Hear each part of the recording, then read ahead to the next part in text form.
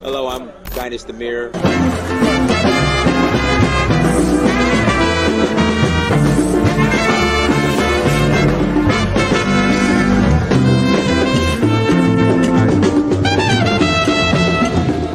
So I reached out to another friend of mine. I said, look, I need to go on vacation somewhere. Where should I go? He said, go to Africa. And not only am I going to go, I'm going to explore a new country. So I went to Tanzania, South Africa, Namibia, Mali, Senegal, Morocco, Liberia, Namibia, Kenya,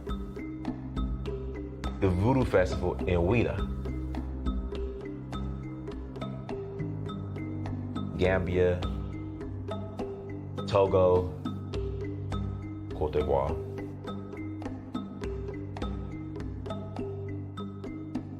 Sierra Leone, Ghana,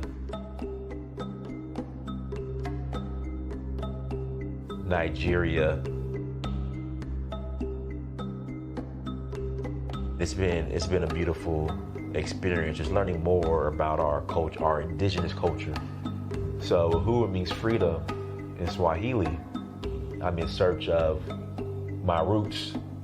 In finding that, I would experience my Uhuru, which is freedom.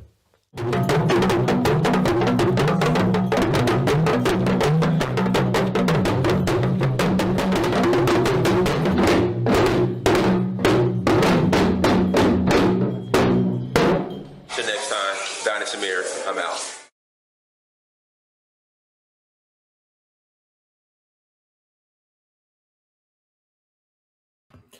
Peace, family. I hope all is well. I hope your Sunday afternoon is going well. If you just got out of church, hope you had a great time at church. Thank you for joining before you have your Sunday dinner. I really want some Sunday dinner. I want some Sunday dinner. I would love a home cooked Sunday dinner. Shout out to Fake, Recognize Fake. I bought the documentary as well. It was amazing. Hey, brother or sister, I don't know. I appreciate it. No. You're right. If you don't buy the documentary, you just lame. In fact, we're gonna give you the Joe Biden version. Listen, we're gonna give you the Joe Biden version. And y'all voted for him anyway.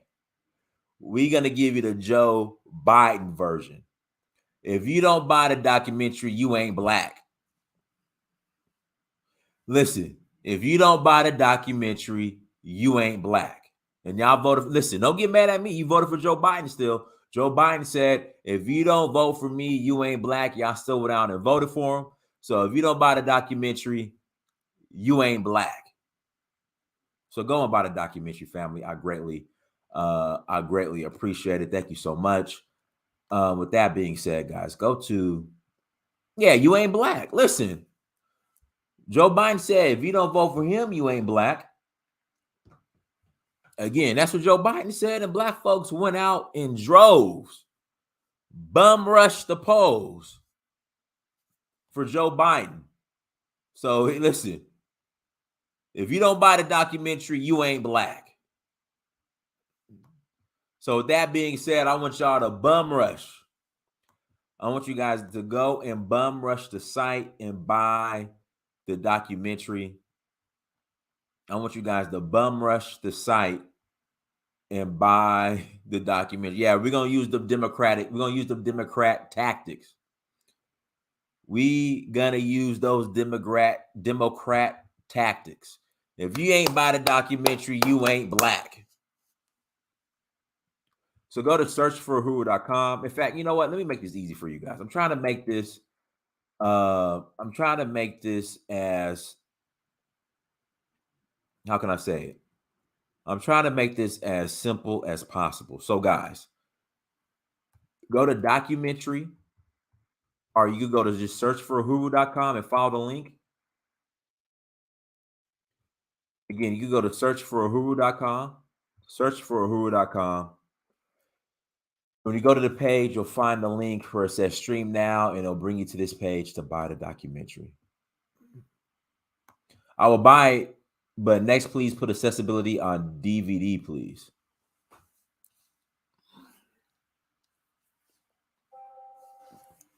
Okay, James, and listen, guys, I want to make this as convenient as possible when buying the documentary. You say make it accessible as possible by putting it on DVD. Wouldn't it be more accessible if you could stream it?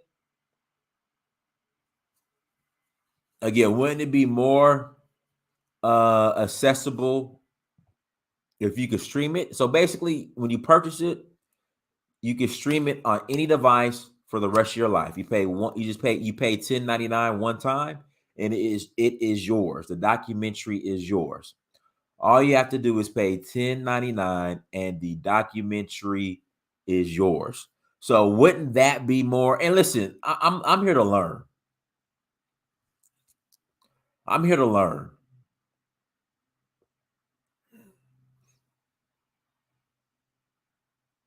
Again, I'm here to learn.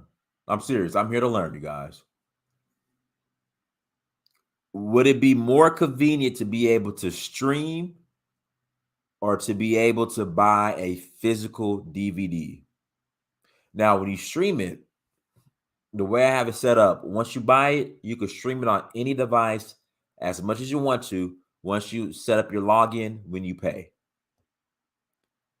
Anywhere you go. So listen, you go to your lady's house, you go to your cousin's house, you go to your uncle's house, you go to your family's house, you're at the school. All you got to do is go to the website, log in, and you're good to go. All you got to do is go to the website, log in, and you're good to go. Versus having to carry around a physical DVD.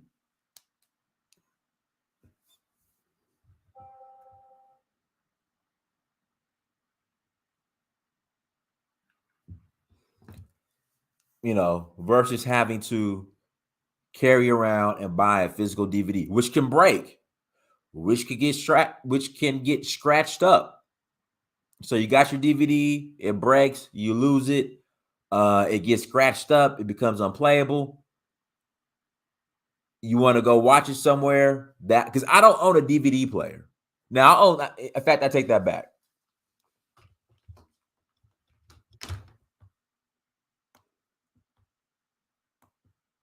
There you go. I'm sorry. Somebody said they can't see me. That was covering up the site. So I bought this right here. This is like if you guys notice, like your actual laptops now, and even your desktops, they don't come with the disc insert anymore. They don't come with the disc insert anymore, where you could play your DVDs and CDs and all that. Like my laptop, my desktop, it doesn't have, where you could put in you could play your DVD. So I had to buy this separate, like USB DVD player because I was doing something, I forgot, but I've only used it once.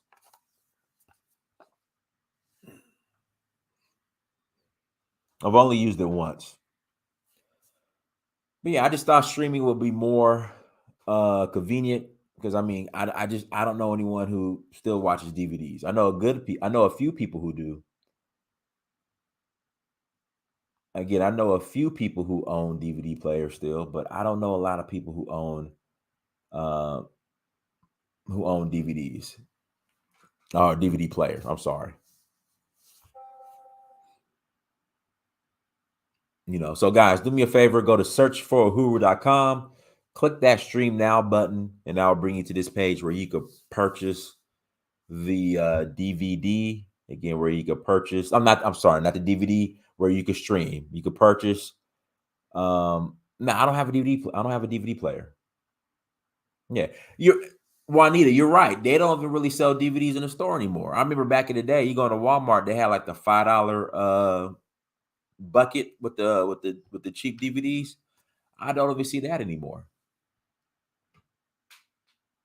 So again, go to searchforuhuru.com, click stream now, buy the I keep saying DVD. Buy the documentary. Buy the documentary.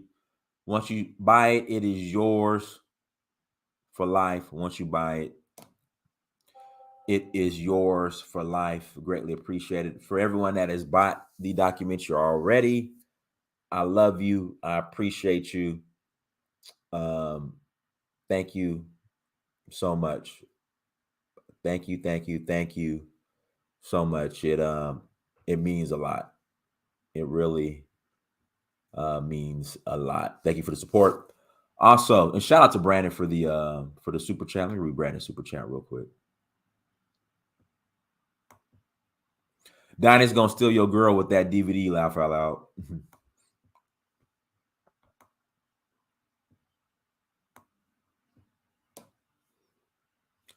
Also, go to donfo.africa. Donfo.africa. Listen, we are rolling to Sierra Leone. We are rolling to Sierra Leone in November.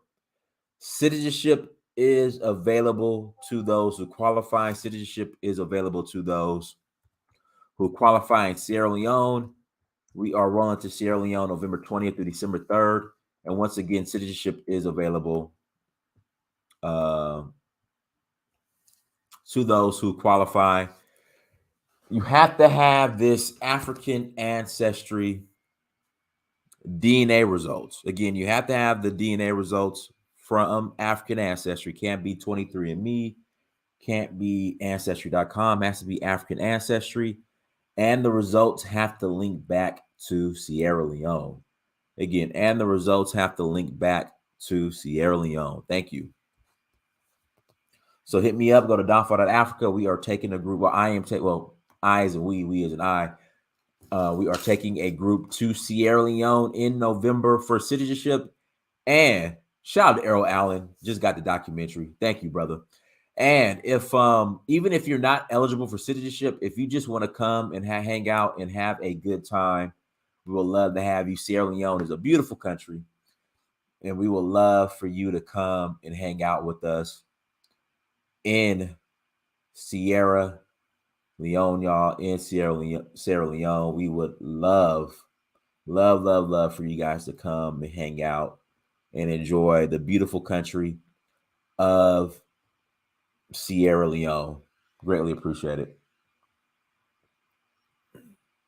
Guys, The Woman King was a good movie. It was a good movie. And I have to apologize for, I would say, misjudging and prejudging the movie before I saw it. It was a good movie. Do I think it was better than Black Panther? No. And that's my own opinion. That's my own personal opinion. But again, it was a good movie. It was a very good movie. And the great thing about it, guys, and I was very concerned that there was going to be a lot of BS, woke Hollywood weirdo ish in the movie, and it wasn't.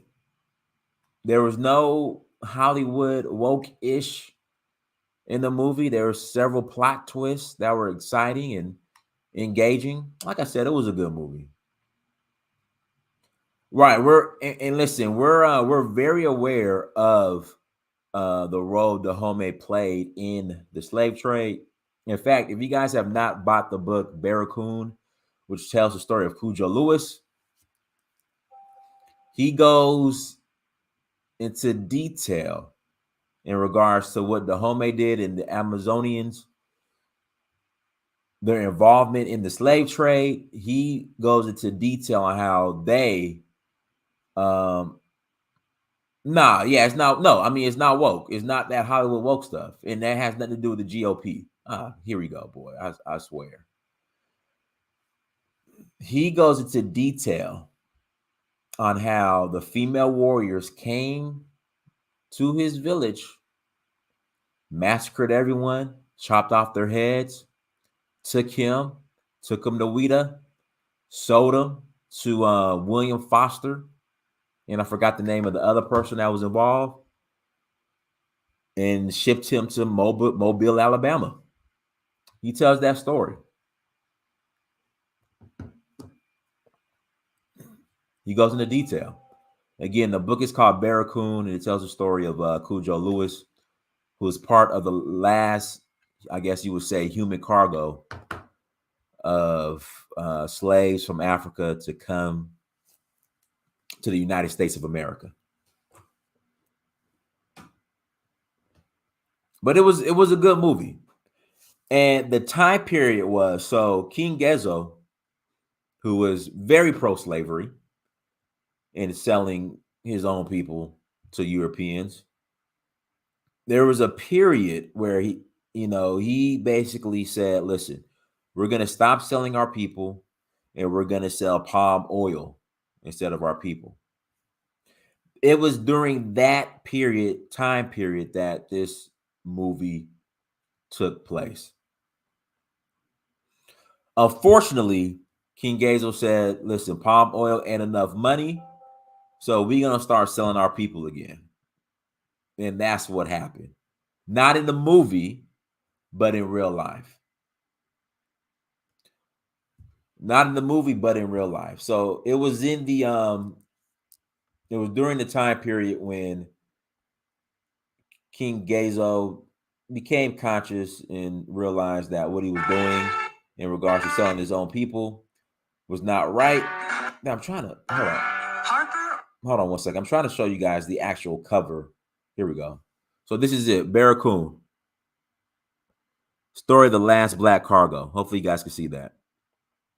And he goes into detail in regards to when the Dahomey and the female warrior showed up to his village and what happened. So that's the book right there.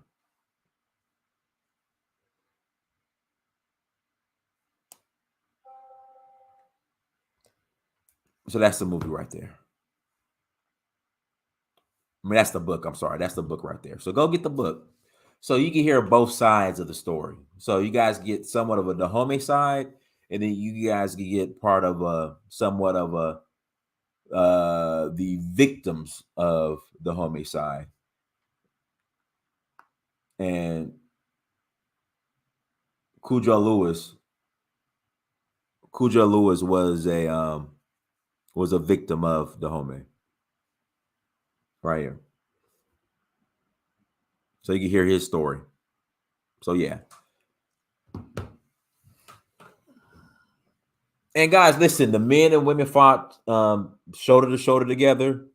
You know, King Gezo, he was obviously the king and he called the shots. So it was a good movie. Like I said, it was none of that woke, feminist, other weird stuff, you know, that Hollywood loves to depict and put in black stories and black narratives. You know, how they like to sprinkle that in. None of that was there, guys. I promise you. None of that was there. It was a good movie. I'll be honest, I'm still more excited for the Wakanda Forever. I'm going to see Wakanda Forever when it comes out in November. You know, I like Black Panther. I know Brandon said he liked Brandon said he actually liked the Woman King more than the first Black Panther. Nah, the first Black Panther to me was off the chain. And like I said, I'm looking forward to seeing the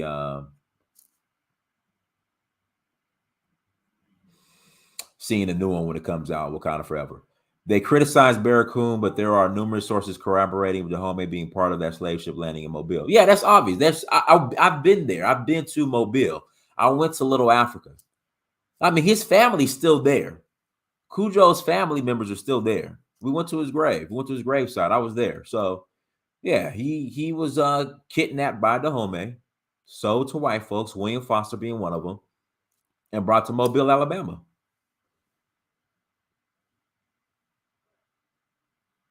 Guys, there was no white savior in this movie.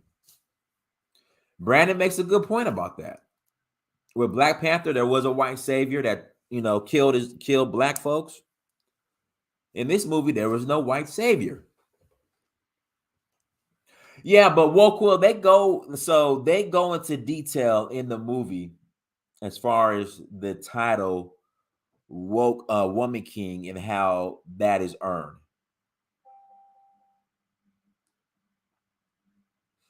Again, they explain the woman king title and how that's earned. So how one earns that. So again, guys, if you want to see the movie, see it. If you don't want to see it, by all means, don't go and see it.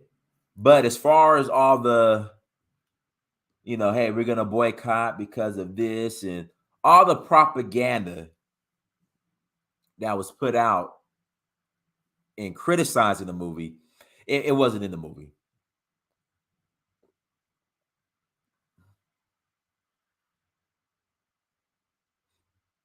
Yeah, it wasn't. It wasn't.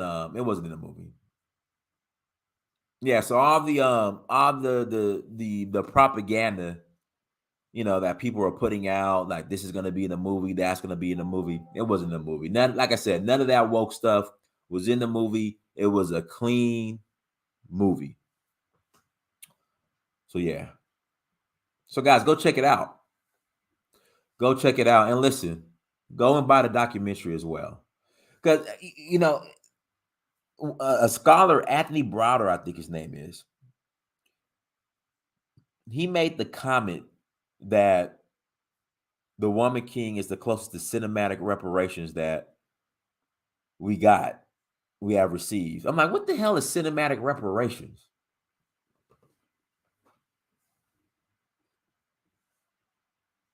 Yeah, no alphabet propaganda in the movie. I'm like, what? I was like, what is cinematic reparations? And see, that's the only issue I have. Like when it comes to Woman King and when it comes to this black little mermaid. Like, I don't need Hollywood's validation.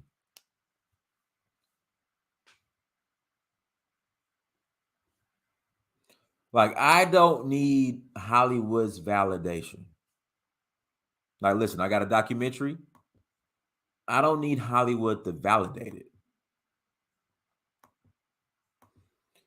And that's the problem. Like, we have our own stories, we have our own narratives, but we don't get excited about our own. Here we go. We don't get excited about what we have unless Hollywood validates it.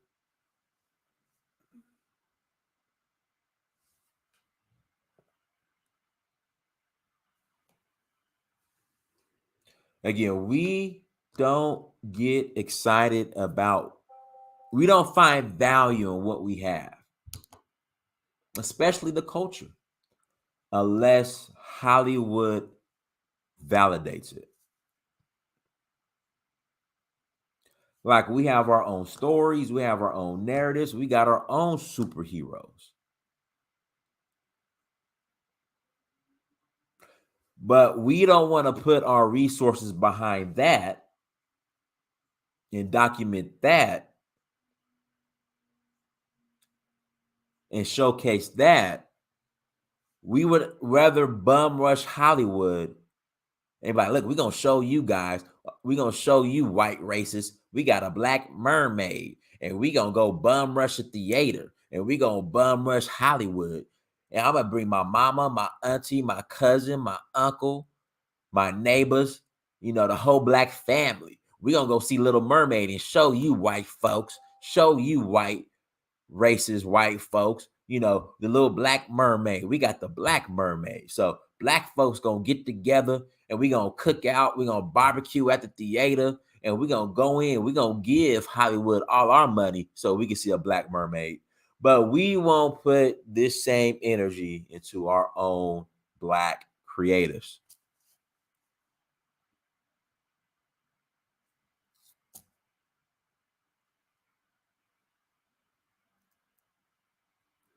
That's why I don't. That's what I don't understand. That's why I'm so going so hard on. Listen, you need to go buy the documentary because I know how we are.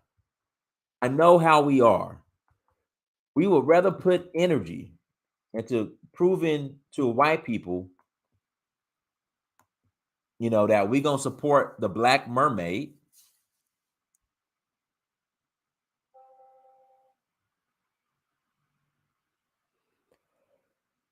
and to showing, we would rather prove our humanity to racist white people. That's what it is. We just want to prove to white races that we're human, and that it comes back to integration.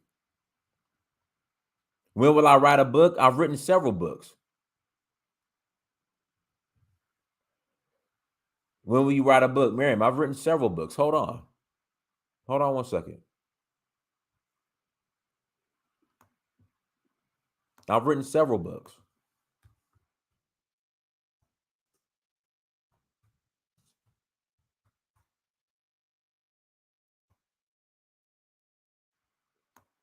Here are all my books right here. Hold on 1 second.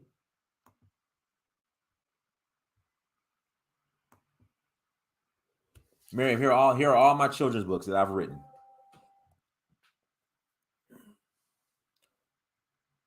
Yes, all my books are on Amazon. Just type in my name, Dynasty Mir. That's my sales book, and here go all of my children's books that I've written.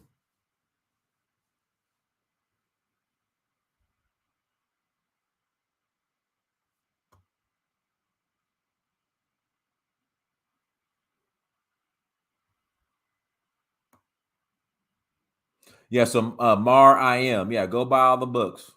But go buy the documentary, go buy all the books.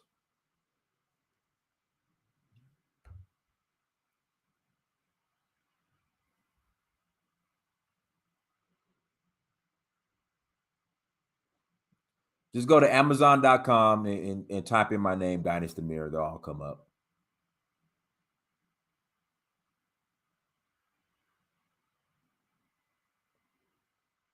Again, go to Amazon.com, type in Dynasty Mirror.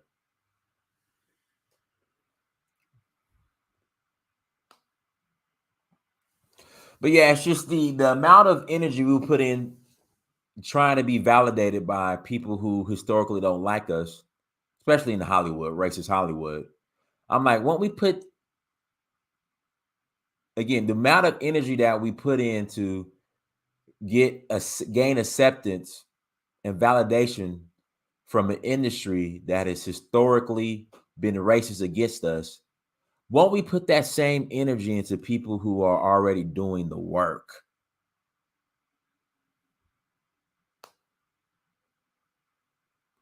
Won't we put that same energy into people who are already doing the work?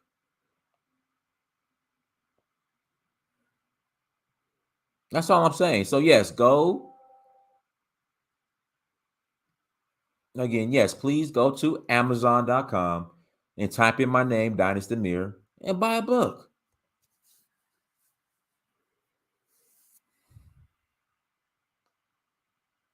He's right there. So Mar I Am, are you gonna buy a book?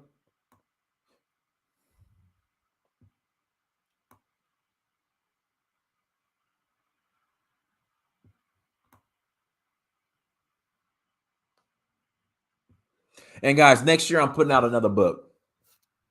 And like I said, it's gonna have like a musical um experience to it, like a music experience to it. So it's gonna be a book, and then I'm gonna have like a CD, like a spoken word. I don't know, it's not spoken word, but it's gonna be nice. It's gonna have like a musical experience that's gonna be added to the book.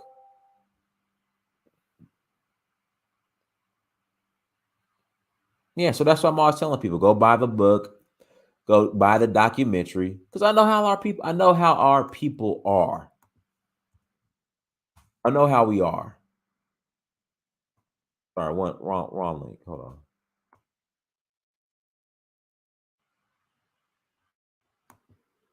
I mean, our people are ready to bum rush the theater to support the Black Mermaid. Hold on one second, guys. You know, our people are ready to bum rush the theater to support the Black Mermaid.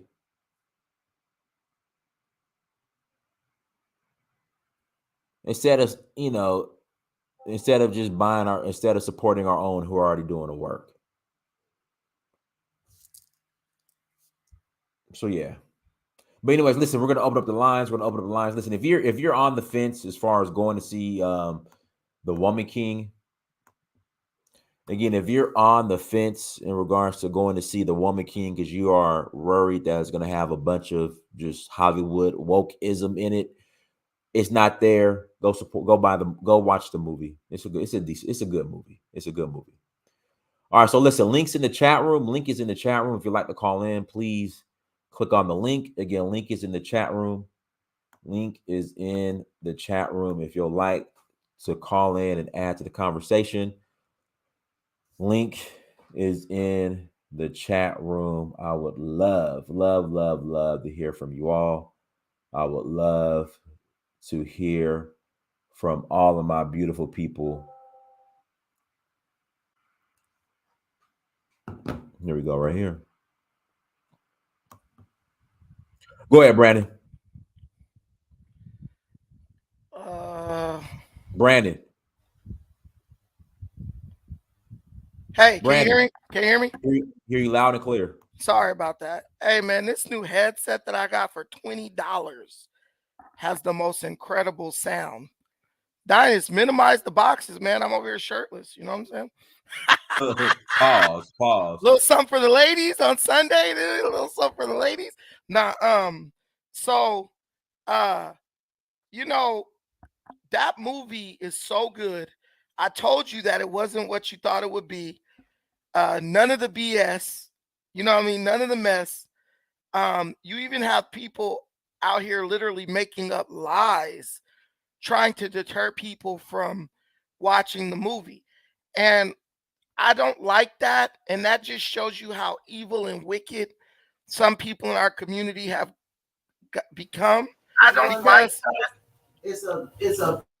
Because anything educational, anything that sparks the fire of interest in gaining education or learning about our people, why would someone try to go against that?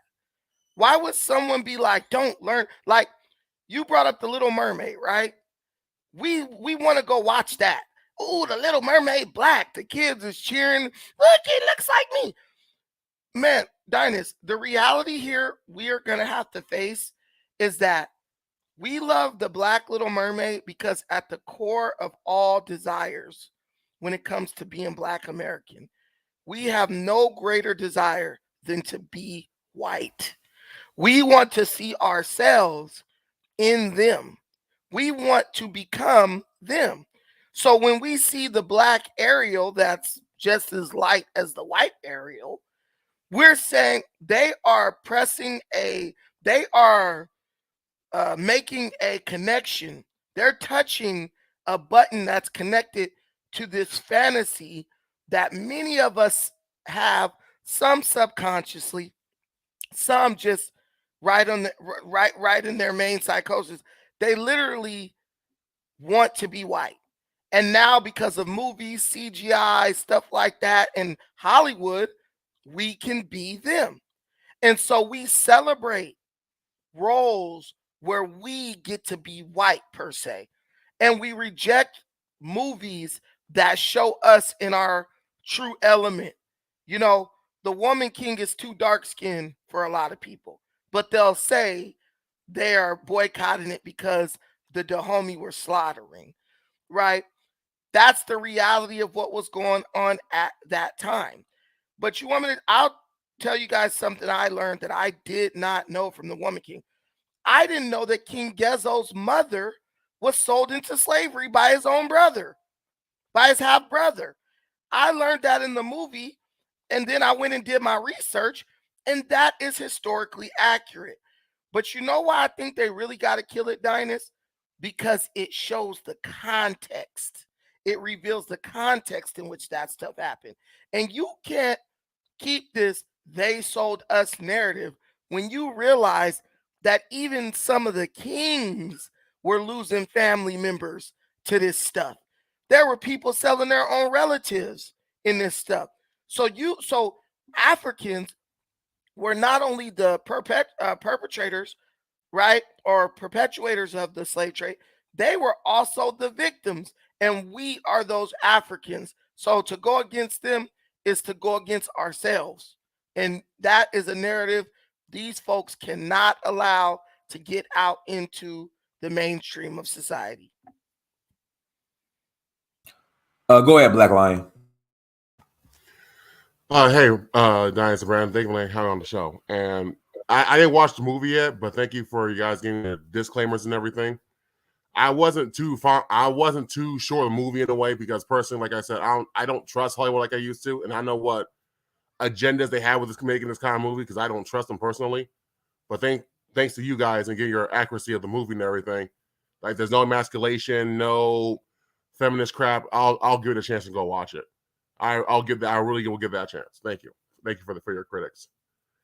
And then Brandon, he literally had a good point when he was talking about, like he said, the white obsession with like the Little Mermaid thing.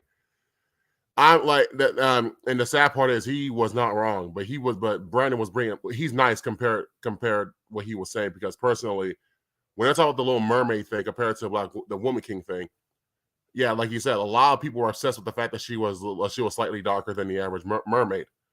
But one problem I have was like, okay, she's a black female, okay, but my question is, who's gonna be the prince? Who is he gonna be? Black? Is he gonna be white? Is he gonna be whatever gender specific thing or whatever they put in now? Because one thing we kind of forget, Disney is said they're gonna promote that kind of stuff in their movies now. They're not gonna do like what they used to do back in the 90s. And that's one thing a lot of us don't see. Like when Brand was talking about, he's right. I see like so many people recording videos how their black dogs are reacting. But I think I noticed is you guys care more about the image than the entire story. You don't know what they're putting behind the movie. And it's like it only took one trailer to get your attention. It's like that's not good at all, because you don't know what the movie's gonna be entirely about. They could probably change the whole thing. And people kind of forget when they're talking about how like about the movie, like they can't wait to put the dogs eating black and mermaid, this and that. But on the other hand, we got a African American brother, Manuel Goody, who's doing Black Sands, and he's looking for African American writers and creators on YouTube. He's even advertising that.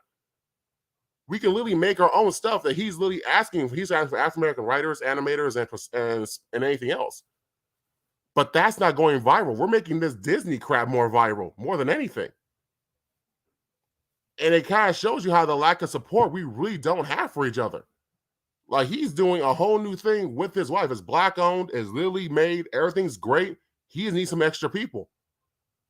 But we're advertising this Disney Little Mermaid thing as if this is a new thing, and no, it's not.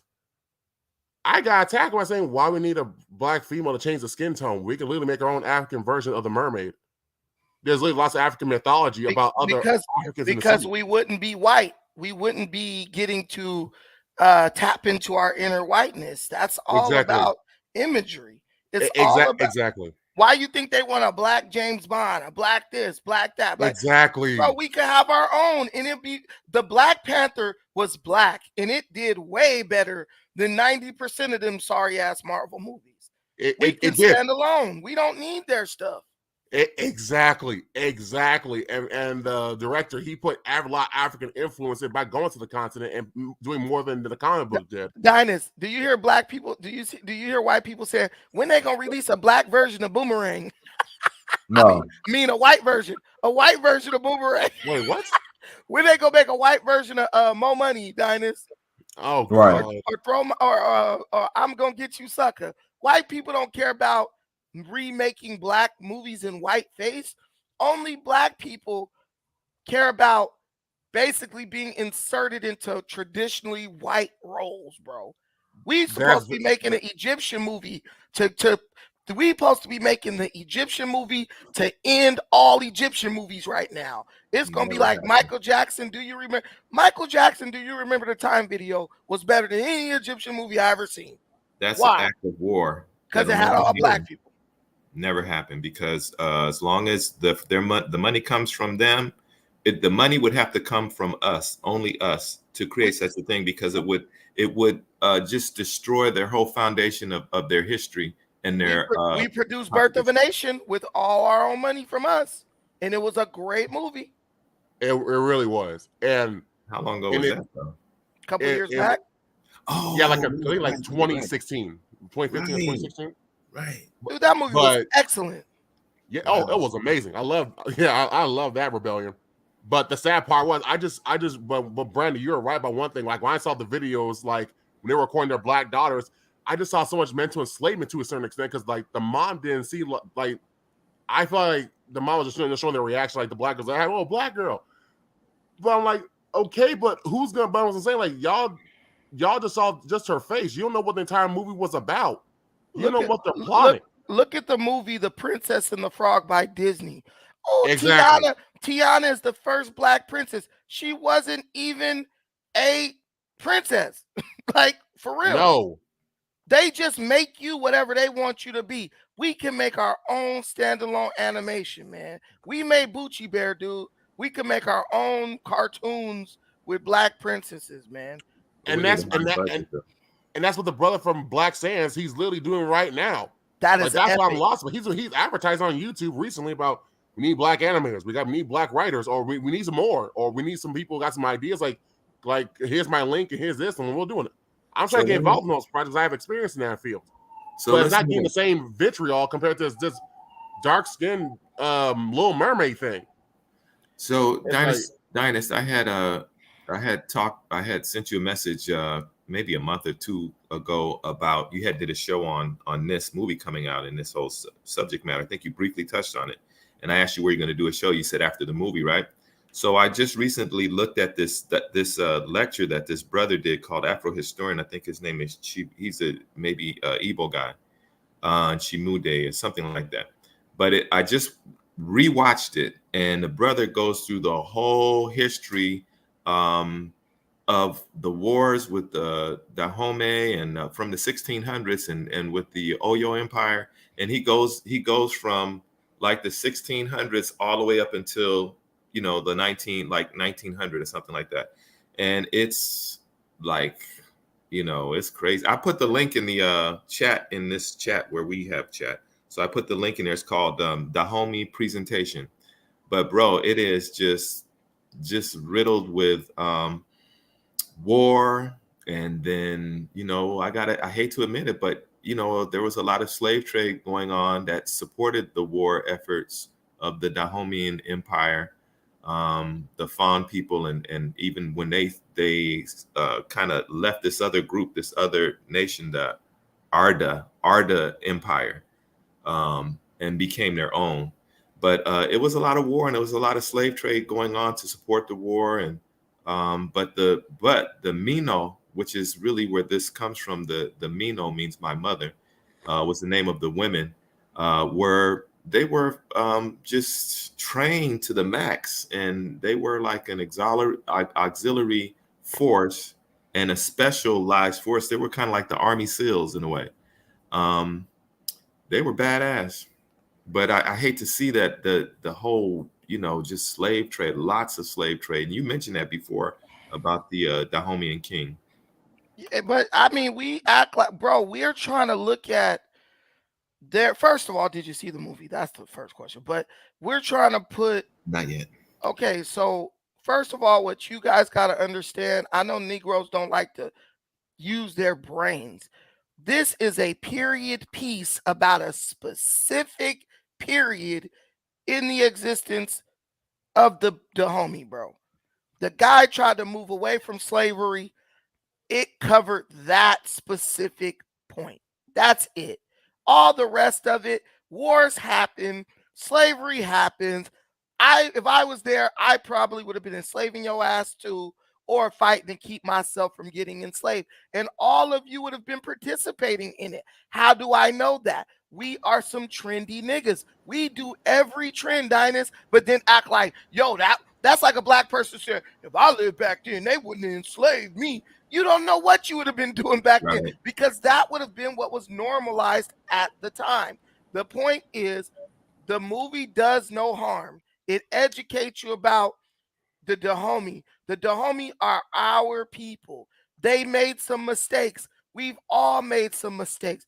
I saw a Nigerian in the comments talk about the Dahomey fought wars with our people, and they, dude, he's Yoruba, at Nam. The Dahomey were oppressed by the Oyo, which was a Yoruba kingdom. Right. They were literally getting slaves for the Oyo at first. So everybody had their hand in the pot, bro. And I'm not.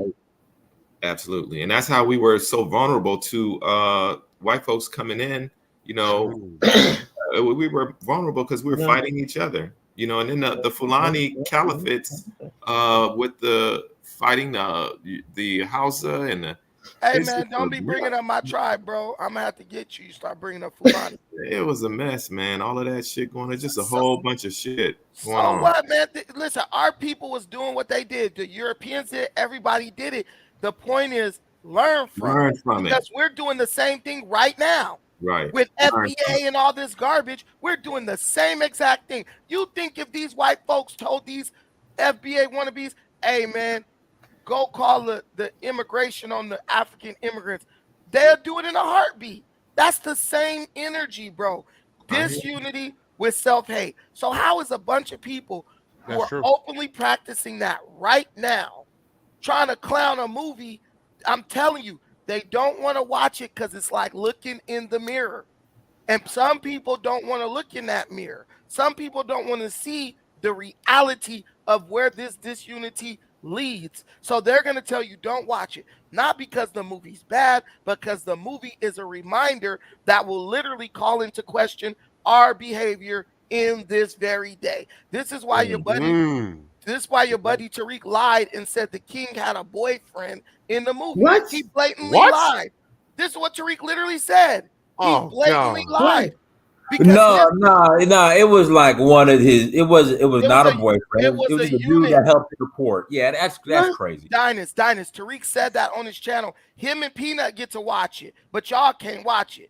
I will watch it for you and tell you what to think. Dynast, it was a eunuch, and every king on earth had eunuchs. Why? Because eunuchs oversaw the inner dealings of the palace, and they interacted with the queen's wives, and they got their phallus chopped off so they couldn't be messing around with the king's women. That's what that guy was. That's normal. He was not even near John Boyega in that movie. He was only talking to the females in only 2 scenes in the movie, right? Quick scenes, like 2 seconds. How did that turn into a lie? These people are lying to keep you guys away from history, information. Yeah. They don't want you to think about Africa. They preach to you to hate Africa. So they don't want you to see anything that might inspire you to go look at anything African. And I can't wait till Black Panther comes out, Dynast, because I want to see how this all works out, because they ain't going to be able to just hate on Black Panther. So they're going to have to resort to extremes to discourage our people from going to see Black Panther. Watch. It's very true. All right, Missy Bottle. Go ahead, Missy Bottle. Hey. Well, I don't know if you can hear me, but great blessing to every one of us.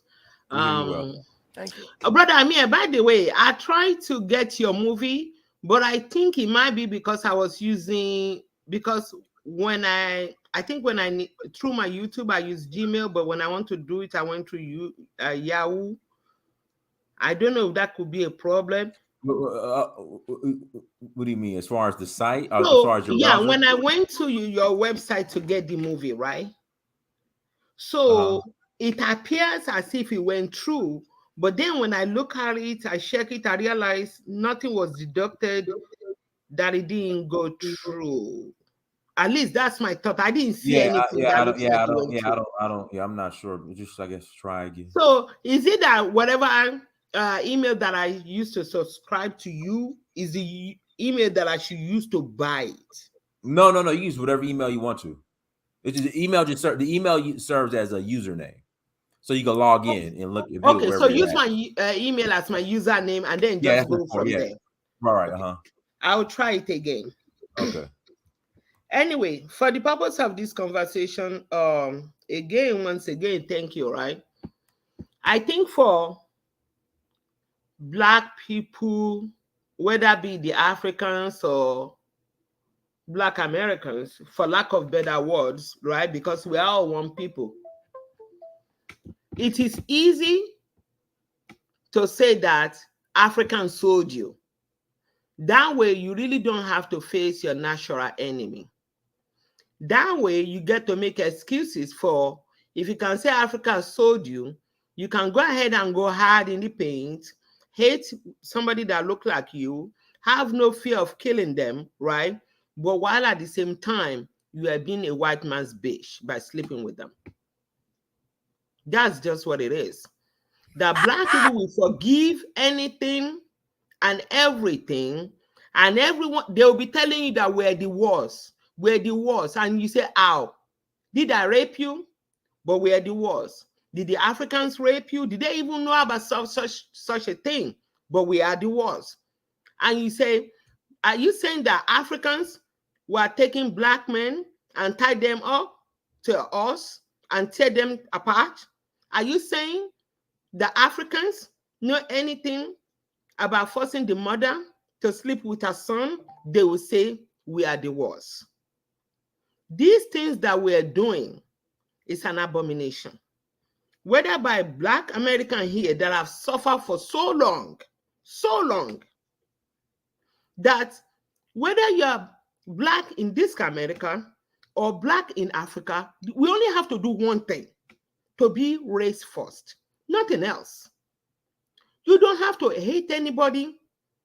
We have to say, okay, every human being went through a period of experience, no matter how terrible the experience is. Did we learn anything from it? We have a situation where in our mouth now we're saying we are not our ancestors. But you are the combination of all those ancestors. In your mannerism, now in your behavior. And we have to start watching some of our behavior, that hatred, that jealousy. This is how we end up in slavery. For all those that like to stab people like Amir in the back and any other Black person, your ancestors were the one that get us where we are. You have to start thinking about, many of us need to challenge ourselves. Our ancestors, they are us. Those days when we are around, what did we participated in? What did we did? If you don't know what you did then, you are here now. You have the opportunity now to change it. And the one thing I'm saying to Black people is, get somebody that look like yourself to be with. Black man be with a Black woman. Black woman be with a Black man. And anything that was abominable in our society, we should not participate in it. We have a situation where Black men, the father of civilization, is cutting off his private part to be a bitch to the system. What are you proving? Because we're not trying to wake up to face our enemy. Black women are walking around, you can tell the difference between them and a man until somebody start whipping their ass. Now they are Black women. But you're walking around like a man, you are the mother of civilization. Your role should never change. But when we're speaking, when somebody that have an accent or an African accent is speaking, they say, you speaking on us. You know, I have every goddamn right to speak. Because my people were taken out of Nigeria, out of wherever we are, and were enslaved. My people. That I will never know who they are. So when I see Brother Amir, I see my own brother. I was so excited when he decided to go to Ogbomoso. When I hear somebody saying they are going to Africa, I'm happy for them. And then when they told me that they're scared they don't want to die there, I said, what better place for you to die? That you get to get back there where your ancestors waited to go. We have to change our thinking the way we think. I'm doing business with white people right now because that's the way the society is set up. I don't have any problem with them. I'm just never going to sleep with them. My mentality is, if you see me sleeping with a white man, you know that I've lost my mind. Take me to the mental hospital. I said it to my family because I'm not about to commit an abomination. It's nothing against them, right? When you're talking about slavery, what happened to us? Slavery, as far as we know, went on for over 500 years, right? Black people, our thinking is so shrink, particularly Black Americans and some silly Africans. Slavery, by definition, is an act of war. And it's a war that lasted, that went on for so long. It's a type of war that Africans themselves have never seen before. That turned people that used to do businesses, relationship, that travel among each other, it turns them into mortal enemies. Where for self-preservation, people are kidnapping other people to put them in slavery to preserve their own family. I came from a family that fought slavery, particularly on my father's side. My great-great-grandfather, at the age of 20, he decided to become a warrior.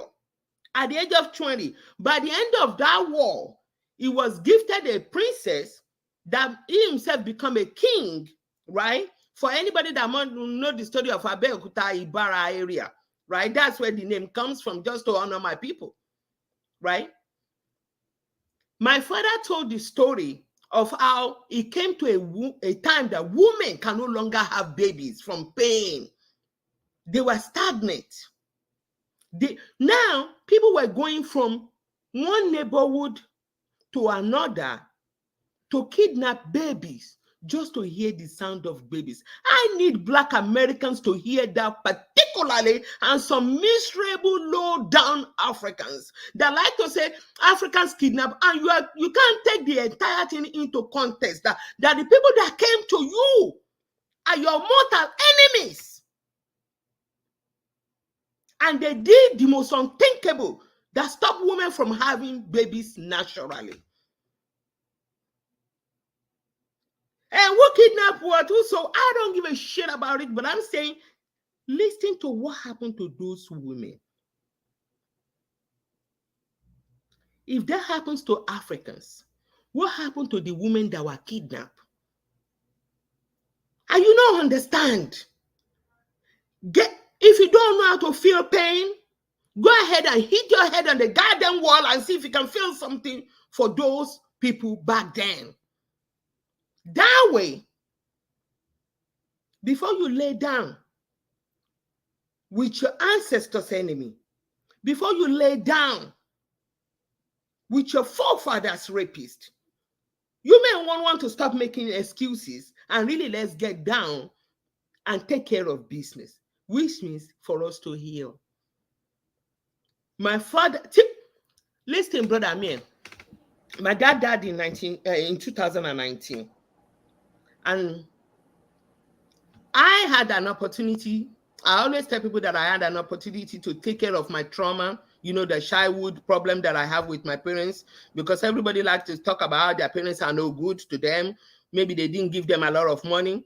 But I can honestly say I was someone that was blessed to have serious and I'm talking about heavy conversation that lasted for hours. And I used to tell people that if I have a father-daughter problem, I managed to solve mine through talking to my father.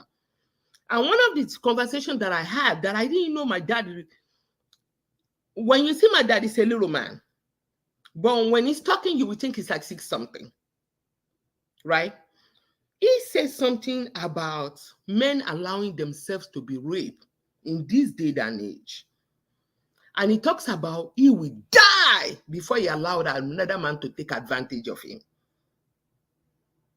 Oh, so because I used to have that thought in my head, right? Oh, I say, I know why you are my father. I say, I knew you and I had something in common, just beyond being Dora. I knew we have it like this. And I told my dad, I say, listen, I understand war, but I don't understand today's society. So we're having that conversation. And my father went on and said the reason why, even though when he came to the US in the 60s, he refused to be with a white woman for any reason. He remembered everything that happened to his people. What happened to us these days? For all the Black Americans, out of your mouth, they slow us. Do you think that this slavery lasted that long? Memory, people start forgetting things. People forget things. People need to forget things so that they can survive. What is our excuse now? Why are we forgetting things now? I think that on both sides, you have people who, like you said earlier, you made a point that I brought up on my channel. Whew. You got to understand a lot of slavers, the people who were capturing slaves, a lot of them actually got taken and sent over to America in different places. So their offspring are here among us really through DNA and genetics. They're really perpetuating or practicing the same type of disunity. And now they do it with mental slavery, the mental enslavement of our people, right? The same thing you got to understand with African people who live on the continent who come over here too. A lot of those elite Africans who make it over here and want to go to school and stuff, they're the descendants of kings who perpetuated the slave trade too. So when you see these people, they kind of have the same mindset. This is why you see people of African who were born on the continent, people born in the Caribbean, they are actually a part of some of these online groups in there disparaging. Don't forget about the issue that at the end of slavery, and people always say, why do you always talk about Nigeria? Because the last time I checked, those are my people, right? And I only know the combination of all those three. If you look at the three main groups in Nigeria, right? If you look at them, and the one that are actually Christian, I look at them when they're doing their prayers, and you can tell that our people are mentally ill. How do you get to lean down and call on the same goddamn people that enslave us? Yeah, it's crazy as hell. We didn't get to, we Africans, Nigerians, Ghanaians, all of us, we Africans need to do reconciliation to make sure what happened to us never happen again. So it's Black in this America. We all need to do the same thing. But how do people who, this is what I don't get is, how are people who right now are actively engaged in xenophobia and perpetuating disunity, then try to boycott a movie based on this idea that they can't watch it because it preaches disunity? Like, you guys literally hate Africans, but then you don't want to watch a movie because you don't want to see Africans get enslaved. It doesn't even make sense. Brother, let me tell you something that happened to me personally. I think I've said that before on this platform. When I first came to the United States, because my dad didn't let us watch TV, I just went bunker. You know, like I can tell you how the movie is going to go, and I will never go wrong, right? Except maybe this guy, forget the Usual Suspect. That was the only movie that I never was able to get until afterwards, right? But everything I used to watch, Nicolas Cage, that guy has never done any good movie that I know of. It's always bloody. One time I was sitting at the movie and I said, why am I sitting here watching all this blood and gore? Right? What is in it for me? But because I was deprived, quote unquote, of not allowing to watch TV when I was younger, right? It allows me the ability to, when I'm watching a movie, I can watch it from like a third party, right? When I went to go and watch the Amistad, that was the last straw for me. I said, that was it, I'm done. And I think for anybody that remember, that movie was in 98. I'm telling you, Black people were bawling. They were crying. To God be with my witness. I'm telling you, white people were laughing. But we go show up and see a slave movie, but where the white people beating black people within an inch of their life. But the Dahomey are just, they're the worst. All this stuff is doing is this is designed to excuse white people from the role they played in the slave trade by putting it all off on the Dahomey, bro. Even Mind you, why are Black American asking or African asking for reparation? If you're going to be blaming Africans, the same, Africans need to take account of their own parts, right? No doubt. Right. But from my father's side, from my mother's side, I'm telling you what people are saying happened to their forefathers, their foremothers. They could no longer. Do you know the importance of having children? To hear babies crying, and to have a society of not hearing babies cry. It's a balance of knowing the truth, and it's good and bad, and the whole history. The problem with, I think, continental Africa is that we don't know the wholeness of our history. We know some aspects of it, but we don't know the wholeness. This brother named Robin Walker from the UK gave this lecture through Happy Talks on architecture. And so a day later, I'm in Twitter Spaces and I see this space being talked about. It was ARCH, and I didn't know it was a acronym that the architects use as an acronym for themselves.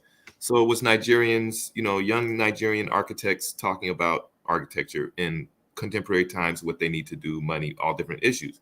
So I go in and I'm listening and go, oh damn, this is crazy. I just saw this lecture on African architecture. So I grabbed the mic to speak. And I showed I gave him the lecture in the Jumbotron thing, and one of the pictures that of a Fanti Palace that had 4 stories and glass window. This is pre-colonial. Exactly. Glass windows, bathrooms on second and third floors, bathrooms, running water. We had all of these things, but I never heard about this before. And these young brothers were like really, really glad to see. They had not known about it, and they realized that it was a major gap in terms of their knowledge of contributions that their own people have done. They went to architect school and never learned nothing about that. So that's the not knowing the wholeness of our culture. And as well, and I'll end on this note, is that the Dahomean armies were one of the most formidable armies for the French. Like, of the top probably 3 in Africa, they were one of the most formidable armies. It took them a long time to finally, defeat and it was because of these women, these Mino warriors, these women that were part of this special unit, and was, kind of had different times they were doing different things. But yeah, man, it's good and bad, and you got to take the good with the bad with the good, and learn from it. Like Brandon was saying, this is learning lesson for us to move forward with. We don't like real history. Hey, Brandon, let's pass. Veritas is waiting. Veritas, unmute yourself. Veritas. Veritas, unmute yourself. Oh, hey, how you going? Can you guys hear me? Hear you loud and clear. Go ahead. Oh, yes. I just wanted to ask Miss Ibarra one question real quick. I like some stuff that she said, and a couple things we can have arguments about. But one of the first thing I wanted to say, I just wanted to take an example, Pegs. Just a small example. So the Portuguese in the 16th century, they were buying slaves from Japan. Just an example, just to see what her conclusion is. And let's say 400 years later, the Portuguese and Japan, they have mutual relationships, they trade, they have normal relationships. So just my question, is it because the Portuguese at one point were buying slaves with Japan? Does that make them mortal enemies of Japan for, I don't know, a millennia or 2,000 years down the road? Just because at one point in history something happened? So, well, I mean, I don't know, right? Since I'm not Japanese or Portuguese, I won't be able to tell you what they are really No, no, doing. no. I mean, it's a similar Listen to situation this. with what happened between, Listen. European powers and the African continent. Take a look at this. Take a look at this. If you Africans are the most forgiving people wherever we are on the planet. We are extremely generous to a fault, whether this the Black American in this country or anywhere else, wherever you see a But it's Black not person. true, though, Miss. That's Listen, no. those generalizations Black people are. are no. We are not the most generous people in the world. We're not more Yes, generous we than are. anybody else. If we're not, we will not have allowed anybody of European descent in Africa. Did we allow it, or did they force themselves into the continent? That's two different things. Listen, take a look at this. We definitely allowed it. It is our generosity. It's what is propelling us to. Can you give us an example of how we allowed European descent people of being on the continent? Because you cannot just say something and then do not give any proof. So you don't see a lot of Europeans in Africa right now. They are all over. Particularly. Don't we see Africans all over Europe, Asia, South America? I mean, but we are the original people of the world. Oh my God! No. So you see, this is where we have a problem, right? The original people of Britain are Black people. Wherever you go, there's a Black bone there. Just because we don't know who we are. What does that have to do with today? Today, African immigrants being allowed all over the world. What does that have to do with the first man to me and years back was Black? I mean, it's so illogical. I mean, take a look at this. Listen. I think you guys need to get back to the movie. Take a look at this. We'll get back to the movie, but I'm going to answer a question. This is part of our problem. Because you are assigning a territory to Europeans, right? They're not even staying within that territory. But because we don't even learn a complete history, or whatever we learn, we're all done, we're so unmoved. If you go to Korea, the original Black people there. If you go to China, they're still there. They're still alive. In Japan, there's still Black people there till today. Where are Black people in Japan, Missy Power? Can you give me a locality? I've been to Japan before. I've seen the Ainu. The Ainu are not Black people. There are no Black people that exist in Japan in 2022. The Ainu. Listen. The Ainu are not Black. Listen to this. You cannot say something with no proof and you just expect people to listen without any review. Can I answer your question, please? That is where you, as a Black man, right, have a responsibility to educate your understanding of the world beyond where you are. All the way to Russia, there were original Black people there. Just because you don't know. Yes, the Homo erectus left the African continent about 1 million years ago. We know the history. We know all this. Now, if you know the history, why are you asking me that? So because the first man was Black, that means every land on earth belongs to quote unquote the Black race. Is that the conclusion? What do you mean? What did he say? No. I'm just trying to get to your conclusion. So because 2 million years ago, the first man that left the African continent happened to be Black, does that mean that we as Black people today, we belong on every area on earth? That's your conclusion. Yes, that's what it means. The Twa left That is exactly what it means. That is very hysterical. Years ago. Well, you may not want to claim the planet. I'm claiming it. Hey, if you guys don't have, you get to. You don't want to use logic against no debate. Hey, listen, we can do a separate show on the original Black man. Right? Hey, let's get back to the movie. We can do a show on the original Black man. So anyway, let me let somebody answer that question. Is an open-ended and it's not taking us anywhere. It's not very open-ended. It's very logical. It is open-ended. It's not my job. Did anybody see the movie? I'm not fighting for Japanese and I'm not fighting for Portuguese. I'm only concerned about Black people. However, I'm concerned about the rest of the planet, because if us as Black people are not taking control of our life and destiny, we're going to end up in slavery again. With this okay, let's do this. Has anybody else saw it? Let's see if Kid Ola's seen the movie. Kid Ola, unmute yourself. Have you seen the movie, Kid Ola? Part of it. Have you seen the movie yet? Not fully, but Niggas saw I the want to trailer. see part of it. How you see part of it? You watching the bootleg? You seen a bootleg? That's, you see the problem with black people? Let me be honest to you. Why we cannot move forward? One, we're going too far to the back, while the other race are going forward. You know, the Chinese were humiliated. 18 something. Where are the Chinese today?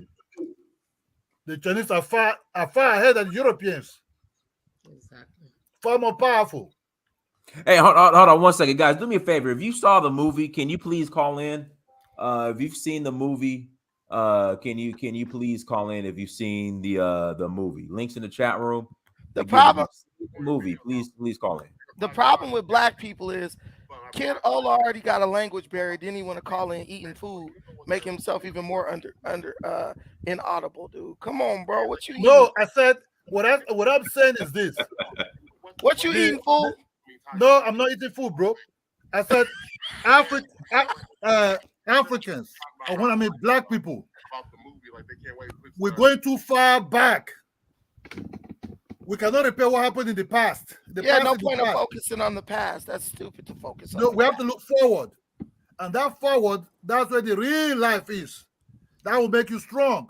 The Chinese, they came, they were looking forward. No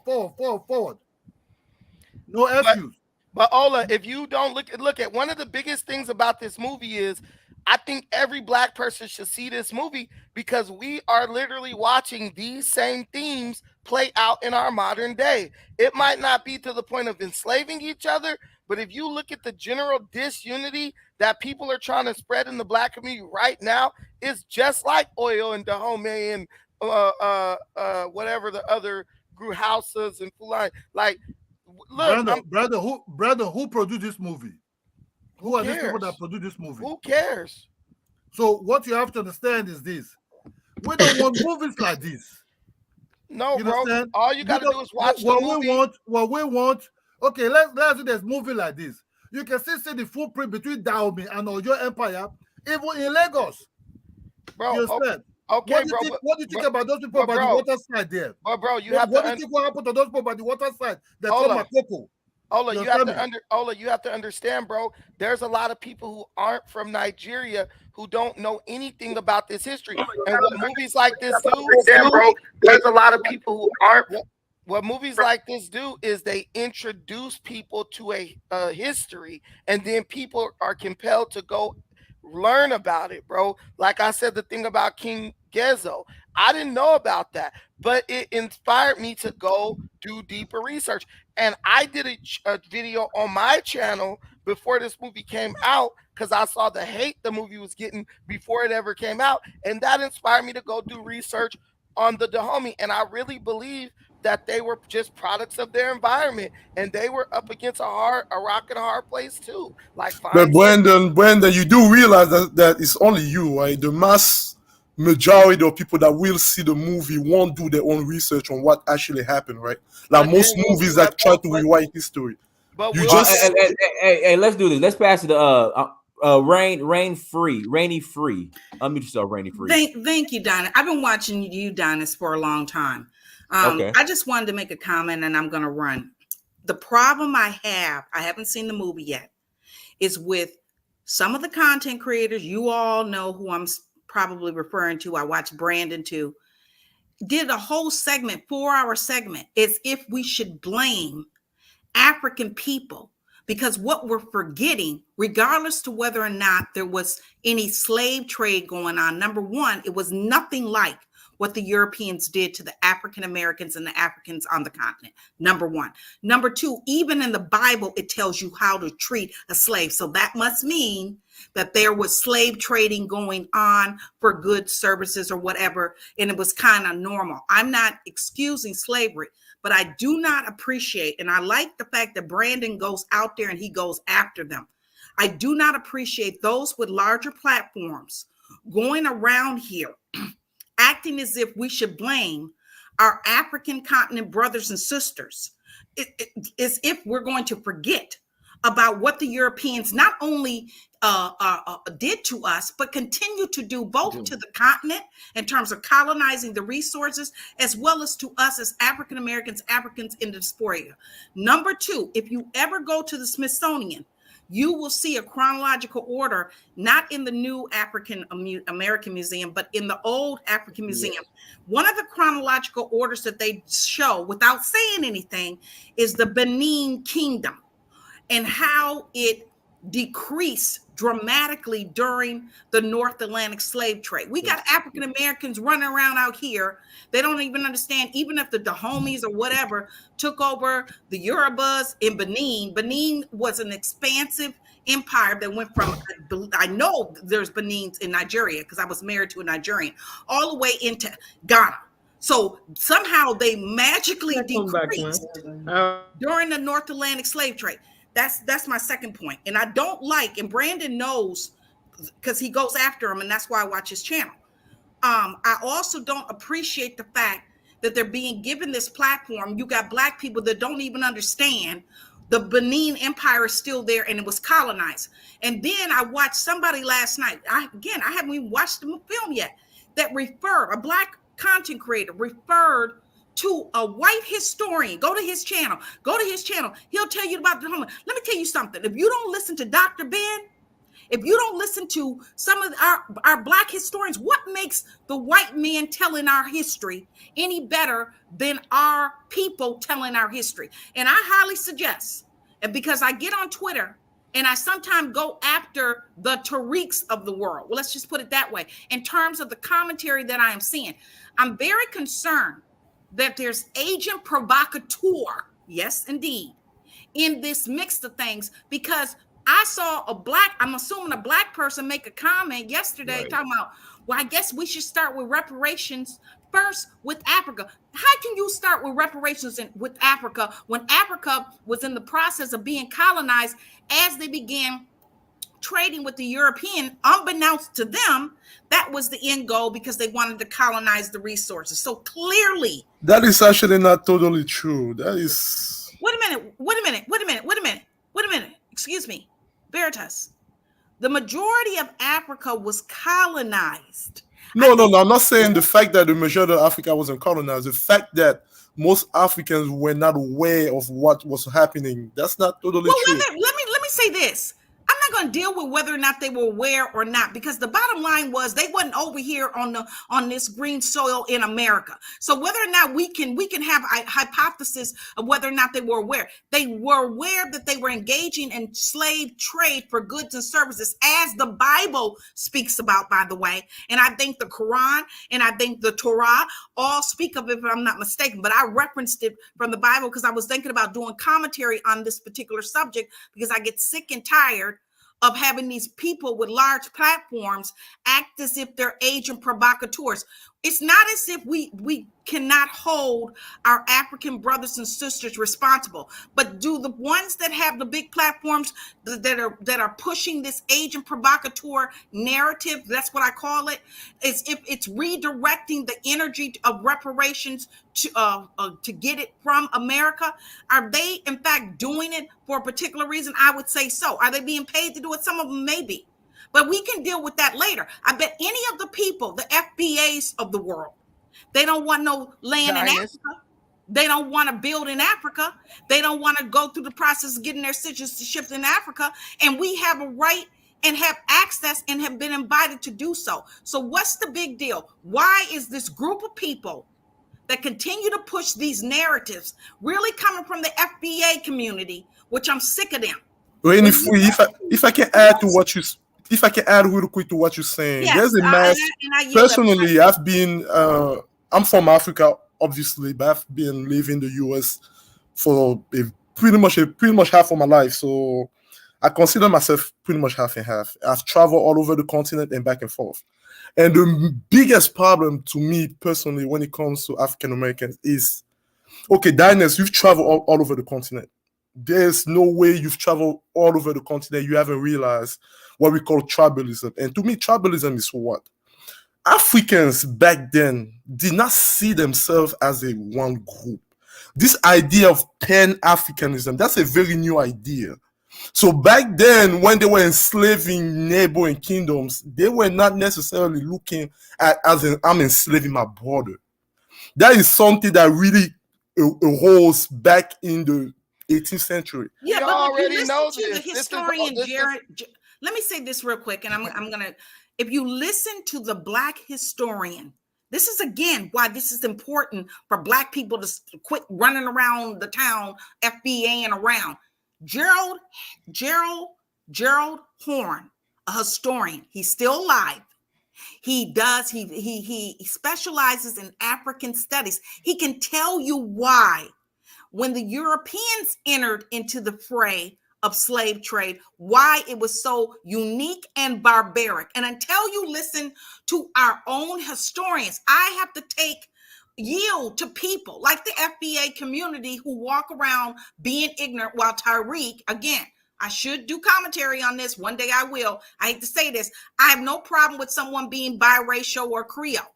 But I don't know how you can run around being biracial or Creole and look damn near half Black, damn near white, and yet you're preaching not to join hands with your African brothers and sisters. And I understand Africans, Veritas, is still to this day dealing with themselves as tribal communities. The Igbos against the Yoruba. I get it. That's all fine. But that's also another problem. They're not tribal community. These were nations. No, if but I'm there not were never colonizations, these would be nations and countries today. Like right, there's 50 million Igbos. There is about almost 100 houses and Fulanis. These are not tribes in the sense of a tribe. These are nations. Kingdoms. They're kingdoms. Right. They can be kingdoms, tribes. I understand them recognizing themselves as separate entities, but that's not my point. If you listen to the historian, Gerald Hort, he does an excellent job explaining why the North Atlantic slave trade and the colonization that came thereof was so brutal and different than the slave trading that went on since the beginning of time and since the Bible. And so all I would simply wanted to say, I'm glad you're having this discussion, and it's very sad to see, other than Brandon going after some of the people with bigger platforms, that we got this FBA community running around here misdirected, and the direction must stay on the Europeans, the North Atlantic slave trade, and what they continue to do with colonizing the resources and the people of the continent of Africa, and continuing to oppress the people of African descent within the diaspora. I thank you very much, Dynast, for allowing me on your panel. Thank you, and I'm going to go now. No problem. King, let me pass it to King Justice, then I'll pass it to you, Brandon. Go ahead, King Justice. You can hear me good, bro? Yes, sir. Yeah, man, the movie was excellent. Everybody in the chat should go see it if you haven't seen it yet. A lot of the things I thought was going to be in it wasn't in it. It wasn't no gay kissing. It wasn't really no lesbianism. Wasn't none of that. So everything was on point to me, and we just got to stop crying about the small stuff, man. If you don't like how certain movies made, you got to write your own movie at the end of the day. That's how I feel about it. Hey, that's true, and that's what you keep hearing for all the people who go see it. It's none of this. It's a wholesome, in my opinion, despite the bloodshed, I think it's a good night at the movie for the family, because I took my daughter and I didn't have to worry about her seeing two chicks kissing on screen. You know what I'm saying? I didn't have to see no crazy, and it's crazy, Dynast. We'll celebrate a movie. We'll celebrate P-Valley, man. We'll celebrate some crazy ass movie with some super ridiculous homosexual innuendos and stuff. We're celebrating that, but we can't watch this movie, because it's like what we say, Negro stalling tactics. It's almost like these people have us to the point. It's not almost. These people have us to the point, and I'm talking about Black people, and their white overlords. These people have us to the point where we will literally reject wholesome things and celebrate things that are self-destructive. Like, and Veritas, I feel like you should watch the damn movie. So you I definitely will. Definitely will. Yeah, because I feel like the movie I feel like the producers also did themselves wrong. They were trying to be provocative in the way they advertised the movie, and it kind of backfired on them a little bit. I don't even think they were trying to be provocative. I think they were just showing. No, bro, they just did regular trailers, and black people jumped in their mind to, we already have been in this we hate Africa mode. So don't say, I don't think it's only that. I think a lot of wait a people minute, bro. that are against the movie Wait a is minute, bro. also against Bro, wait, the feminism portrayed in the movie as well. Bro, listen, bro. This is what I'm trying to tell you. Black people are celebrating feminism when Beyonce is on stage screaming she's a feminist, bro. Black women, especially, are all about feminism. Suddenly, FBA women are all about feminism. Suddenly, when it shows African feminism, it's a problem. What I'm telling you, this stuff is more about who is represented in the movie than what is represented in the movie. Because if this was a European strike back, even listing, we've already have a lot of people telling African history. We as Black people, I remember when I first came back to United States, and if a Black person, a Black scholar, is telling Black society, particularly in this country, about Africans and what they did in back then, Black people, what the event, they want to know what their level of education is. They want to know if you have your PhD, and they'll be quoting white author for you. A Black person took their time. Anthony Browder was such a brother. He took his time to go and learn, educating us, right? Black people is still looking for somebody white to tell them their history. All of us on this platform, wherever we are on the planet, we knew something is wrong. We knew something is not the way it's supposed to be. Nobody needs to tell you that much history. And you can say the behaviors of Europeans are not normal. We all knew that. What else? What is there that you need to know beyond these people that enslave us? Something is not right. But if it makes you feel better that when you go to bed and sleep, you can sleep very well and say, there's still tribalism. We have to kill that. We have to kill that narrative. Something with the Europeans are, man, stop with that stuff, man. People do what's in their best interest all over the world. And that's the biggest problem with Black people. We try to exercise this like moral superiority over everybody else. That's the worst. Thank you, God. Thank you for that. We are not morally superior to anybody. Go to Figaro in LA. There's white hoes out there, Black hoes, Chinese, Mexicans, and everything else. If we stop trying to hold our people to this unrealistic moral standard, we will understand that will help us better be able to process the things that occurred in the past. Because what's going on is you have like a freaking psychological meltdown because you see our people doing stuff that we've been taught for so many years. Our Black people can't do that. And when we see it, it's like, oh my, it's shocking. Then according we gotta start lying and fuck dancing. According to Miss Ibarra, we let Europeans come on the continent because we're so generous. No, you're, and with you, Veritas. Listen, Miss Ibarra, you don't know your history. Miss Ibarra, until you that's know. always what people say when they have no kind of argument. You don't know your history. Miss Ibarra, let me answer this really quick. Listen, Veritas, if you understand anything about your own history, Europeans were welcomed onto the continent. They had to be, because they couldn't even go into the interior of Africa. Their life expectancy was 72 hours. So they had to be the Africans had to welcome them in to make the relationship to where they would go in. And did you see the terrible analogy that you just did? No, she just said, no, let me finish, because sometimes you try to act like you know everything, Brandon. Sometimes quiet down a little bit, my brother. Miss Ibarra, she just stated that Europeans today in 2022 are allowed to be on the continent because of African generosity, and you compare that to different nations trading with each other, and you think that's a good analogy. Listen, you're talking from slavery as if Africa is to start from slavery, right? we're people that have been around for the longest time. What are you Of course. And I will repeat the same thing again. From ancient Egypt to Middle Egypt on the planet, to the Ghana Empire, to the Mali Empire, to the Sokoto Caliphate. I know the history of Africa probably more than everybody on the panel right now. Really? It's not about knowing the history. Here's a point, though, to be made about history, in that how would you have a civilization that would last for 6, 7, 8,000 years and not have a form of a level of ethics and morals that allowed for peace? Because you're not going to, the Europeans never had civilizations or government systems, nations that lasted that long. That's not true, bro. That's not true. That's my problem. Veritas, let me talk to you. One mic. Let me talk to you, Veritas, just straight up really quick.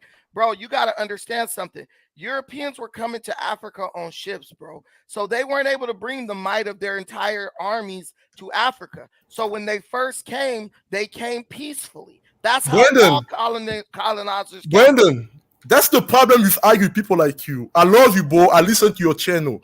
But you cannot debate with somebody assuming the person doesn't know what you know. No, that's the problem. That. You cannot talk to somebody and say, let me tell you, bro. Like, you're assuming already I don't know the history. That's the problem. Bro, I never assumed you didn't know anything, bro. What I'm saying, look, you're not addressing what I'm saying. What I'm pointing to is you made up this lie where you were like, Africans didn't welcome Europeans in there, and I'm just. This is not what I said. I'm arguing with Miss Ibarra. Miss Ibarra stated that today the reason that Europeans are settled on the continent is because of African generosity. That was my problem with the argument. Bro, I never debated how Europeans started trading with Africans. They can be there if you are hostile to them. From the Strait of Gibraltar, Europeans have been trading with Africans for eons. Bro, since the Roman, so even before Rome. Veritas, you're wrong. Okay, you're wrong, and she's right. But Amir, thank you. See you next time. I'm wrong because Brandon said I'm wrong. Brandon, the holder of truth, says I'm wrong, so I'm wrong. Dude, stop it, man. Let me tell you why you're wrong. She's 100% right. Unless the people welcome you in, you cannot live anywhere. I can't be in Africa if Africans don't want me there. The white man, because the people outnumber anything. The army can't even fight the people. Why do you think? So let me ask you something. So the Dutch, no, because you don't know the history, bro. Right, the Dutch settlers in South Africa, were they welcomed by the natives? I like the answer to stay. I like the answer to stay because I like her experience a lot. Wait. No, answer that question. The Boers in South Africa today, were they welcomed by the natives? Since you have to be welcome anywhere. If you stop yelling, I can answer your question. Okay, answer. I like your views a lot. I like your view a lot. Please. Hold on real quick. If you listen to, and I'm about to get off, if you read the history, which you claim to know so much about. More than you, for sure. More than you, for sure. Hold on, bro. You will know that the Boers and the British both had African tribes. Wrong. Again, you don't know your history. Thank you. You just prove you don't know what you're talking about. He won't let me answer the question. Bro, Veritas, you're wrong because other tribes helped the British fight the Zulus. You see how you mix you miss history? The Boers arrived in South Africa in 1623. You did not. English arrived in the 1800s. You already mixed the history. You don't know what you're talking about. You didn't know. You did not. You don't know what you're talking about, but that's the problem. You always debate with people that know less than you, so you never have somebody to tell you you're wrong. You don't know what you're talking about. Did you clearly hear me say the Dutch and the British? And he just said the native African tribes. You can't even name the African tribes. Oh my God! So so this is what you're saying. The African tribes did not. No, this is going to end it all. Veritas. So other African tribes did not help the Boers or the British fight against the Zulus. That's my thing. You jumped 200 years in the history. The Boers arrived in South Africa in the 1600s. England was in South Africa in 1800s. Hold on. You missed 200 years of history. Hold on, Veritas. You didn't answer the question. He asked the wrong question. That's the trap. I'm not going to ask a question that's stupid. He does, bro. You're not smarter than me. You're dumb. Yes, I am. You don't know what you're talking about. First of all, okay, let me answer your dumb question then to prove how dumb you are. First of all, you asked me what? You asked me if the Zulus the Hosan and the son help English against help the boys against English. Shut up. Let me answer. Jesus Christ. You asked me a question. Now you want to be petty. Shut up. Let me finish. Stick your tongue up off The Boers arrived in South Africa in 1623. So more than 200 years before the British Empire had arrived in South Africa, the Boers were at war repeatedly against South Africans. You don't have to be welcome somewhere to exist, dumbass.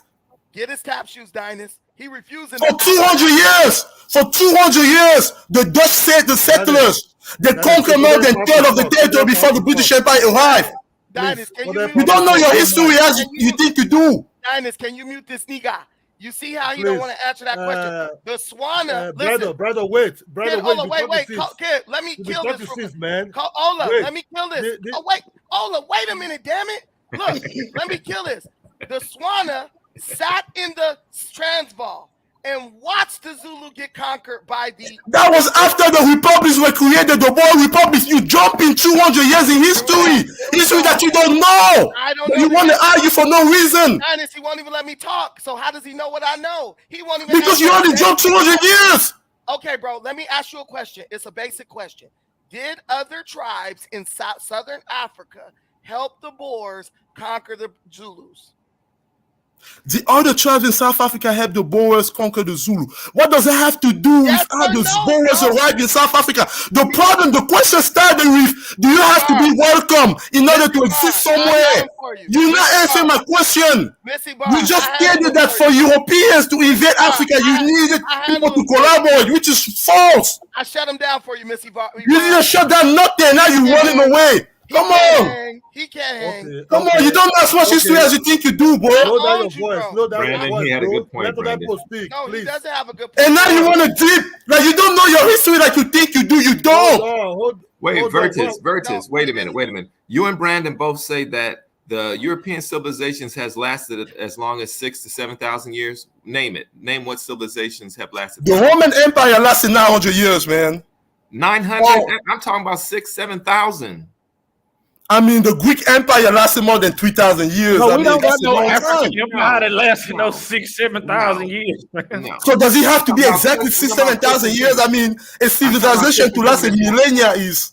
Wait. I mean, to last 1,000 years. I mean, Kush and Kemet. The Chinese civilization has lasted more than 7,000 years. I mean, it's not only African civilization. More than 7,000 years. No, you're not, bro. China has lasted more than 6,000 years. They had record of a great year. In order to observe that, you had to observe 25,000 years to observe to then say that there was a great year. So that's really 50,000 years. So, but they had record of a great year, and that's talking about Africans having, making observations of nature.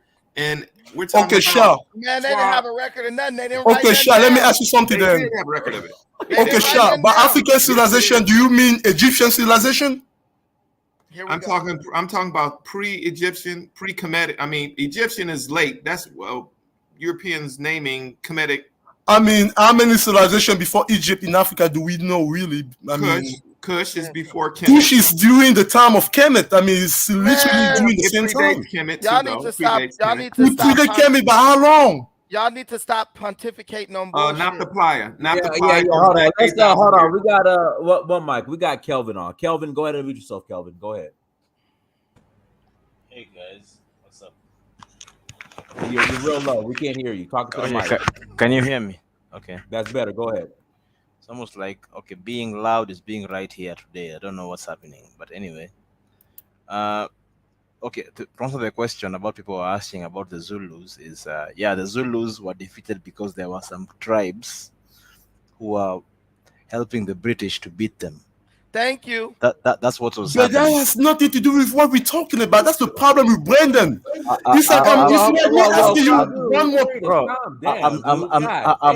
I'm not talking to you, Veritas. Kelvin, let me ask you this: are you South African? No, I'm Kenyan, but I know the history. Okay. So even in Kenya, let's go with Kenya. When the British came to Kenya, Yeah. Were the British collaborating with local tribes? Yes. Yes. Okay. For example, and I mean, I'm a Kenyan, right? Now, I come from the Kenyan highlands, the Mau Mau. My ancestors are the Mau Mau. Now, in the Mau Mau, we had tribes that were helping them to beat us because Kenyans, the Mau Mau, we are the Kikuyus. There's a thing called the Gema, Kikuyus, Embus, and Merus. These are the three tribes who are majority the fighting tribes fighting the British.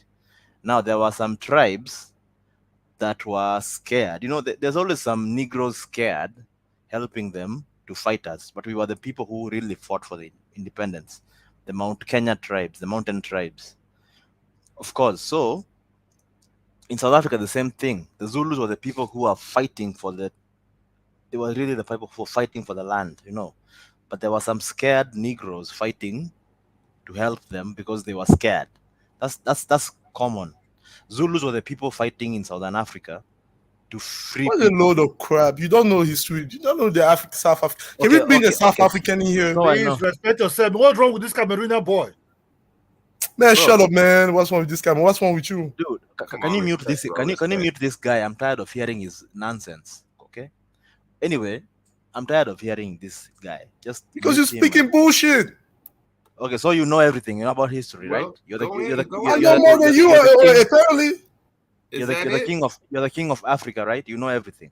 Bro, go into the history, bro. Hold on, bro. Hold on. You can't even tell the tribes that were fighting with the Zoo. You can't. I know. Veritas. Where are you from, Veritas? Where are you from? I'm from Cameroon. He got that right. I'm surprised he knew to my accent that I'm from Cameroon. That's pretty good. Dude, you're from Cameroon. That's why you're dominated by the French, and you cannot get the French out of your ass. Okay? Oh, shut up! Come on. Come on, shut up. Jesus Christ. This is where the discussion is going. This guy attack Kenya. We can debate opinions. What does that have to do with the debate? That's so dumb. Wait, bro, you're from Cameroon. That's so dumb. That's like me saying that thank you for the English for whooping the Kikuyus. What does that have to do with the argument? How dumb can you be? Bro, you can't even come up with your own currency without the French getting there. Oh my God, look at this dumbass. So this is the best you can come up with. You're from Cameroon. You don't attack the ideas or the point of the debate. Now you attack the because I'm Cameroonian. Then shut up. Either you get an argument or you move on. Jeez. I can't respect French slaves. I just can't. Okay. Yeah, we can respect English slaves. You had English people dominate Indians dominate your economy. You over here talking. Shut up. Indians want 40% of the economy of Kenya. You over here talking. Don't be an Indian slave, dumbass. Veritas, what ethnic groups were helping the Dutch? What are the names of the ethnic groups? Let's get to the history. Stop talking about each other. Get to the history. That's how dumb people are. Debate my ideas. I'm not here to say I'm the smartest. Debate my ideas. Now you come and insult French. How dumb can you be?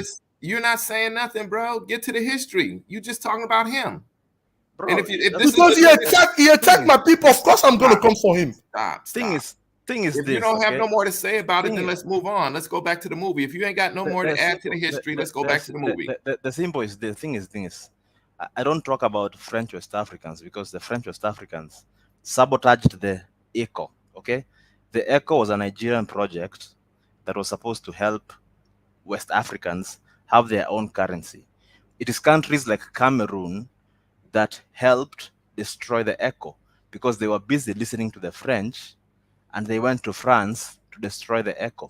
At least there is no foreign tribe that dominate the economy in Cameroon. Go to Cameroon, you will never see Indians. You will never see Pakistanis that hold 40% of your economy. You over here talking. Shut the fuck up. What the hell are you talking about, bro? You won't even see yourself controlling the economy because you are so backward. So Cameroonians hold 80% of the economy. What the fuck are you talking about? Indians literally on you.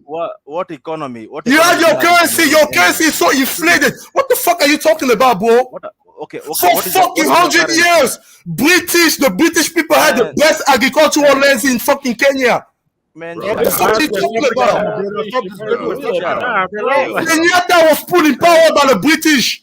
Shut to up. help the fucking interest of the British settlers. You're over here talking about French. I don't talk to French West Africans. Shut the fuck up. Hey, Ngannou, calm down, Ngannou.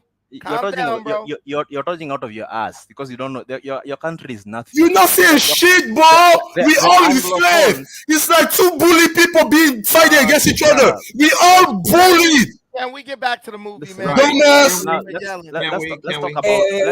Let's get back to the movie. Okay, let's talk about the movie. One mic. We're done. Let's talk about the movie, Dynast. I came for the movie. That's where we're getting back. I don't want to talk, guys. Make sure you be quiet. Be quiet. Guys, go to searchforuhuru.com. Go to searchforuhuru.com and make sure you buy the documentary. If you're not about the documentary, go to searchforuhuru.com. If you went and saw The Woman King, if you plan on going to see The Black Mermaid, you need to go buy the documentary. Okay, go to searchforuhuru.com. Go to searchforuhuru.com. Click on the link, stream now, and buy the documentary. Let me bring Mashawn on here. Mashawn, go ahead, Mashawn. Hi, what's up, y'all? I just wanted to say, does God love everybody? Oh Lord. No. He don't love you. No, he left. She left. Okay, go ahead, Brandon. Hey, basically, Dynast. So the point, I'm gonna let you talk, Kelvin, my Ndugu. I got you, bro. But listen. So the whole point was to end it all.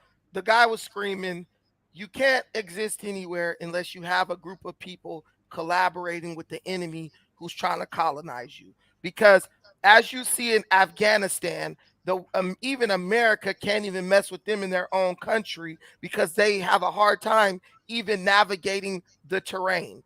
In Kenya, you have all types of mountains and jungle terrain.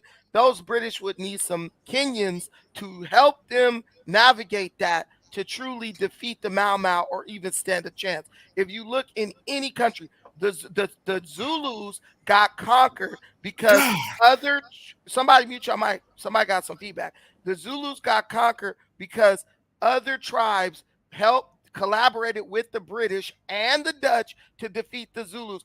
The reason you this is how we know you don't know history, Brandon. You don't know history. Jesus Christ. Mute this guy, please. Mute this guy, okay? I'm tired of listening to nonsense. When I was in South Africa, you have a clear, kind of animosity between the other tribes and the Zulus, right? The General King Sechele actually defeated the British in the Transvaal region.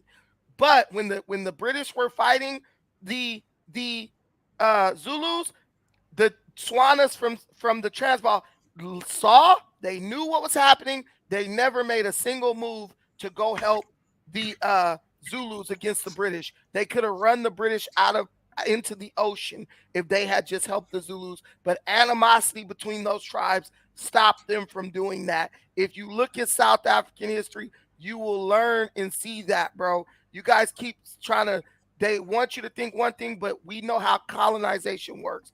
And the same thing was happening in the movie.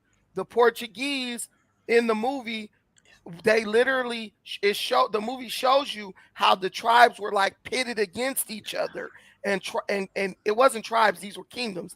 And the imperialist or the interest of the kingdoms, when they would come into conflict, that's when you would get a lot of the wars and stuff like that. And a lot of those conflicts were literally instituted by the colonizers. If you look at Gezo, who was king of Dahomey, this is not in the movie, so this is not a spoiler. If you know the history, the Portuguese actually helped Gezo overthrow his half-brother to take the crown of the Dahomey because Gezo was more down with the slave. Well, Gezo made agreements with them concerning slaves.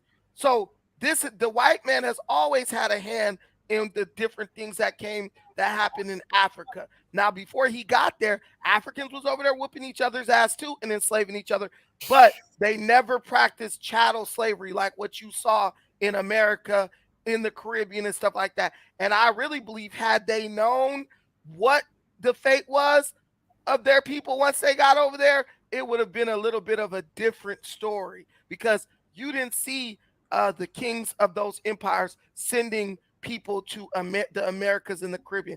They did send people to the UK, Britain, England, and stuff, but by that time, Britain had ended their slave trade, and Britain didn't end the slave trade because they want to help black people. Britain ended the slave trade for the very same reason that the white man is trying to end the use of fossil fuels. They ended the slave trade because they didn't want anybody to be able to catch up with them economically using free labor. They tapped And the in, Industrial they cut it Revolution off. began. But here's another point to be made is that again, like what was mentioned before, is that when you're having war with somebody, you're taking prisoners of war.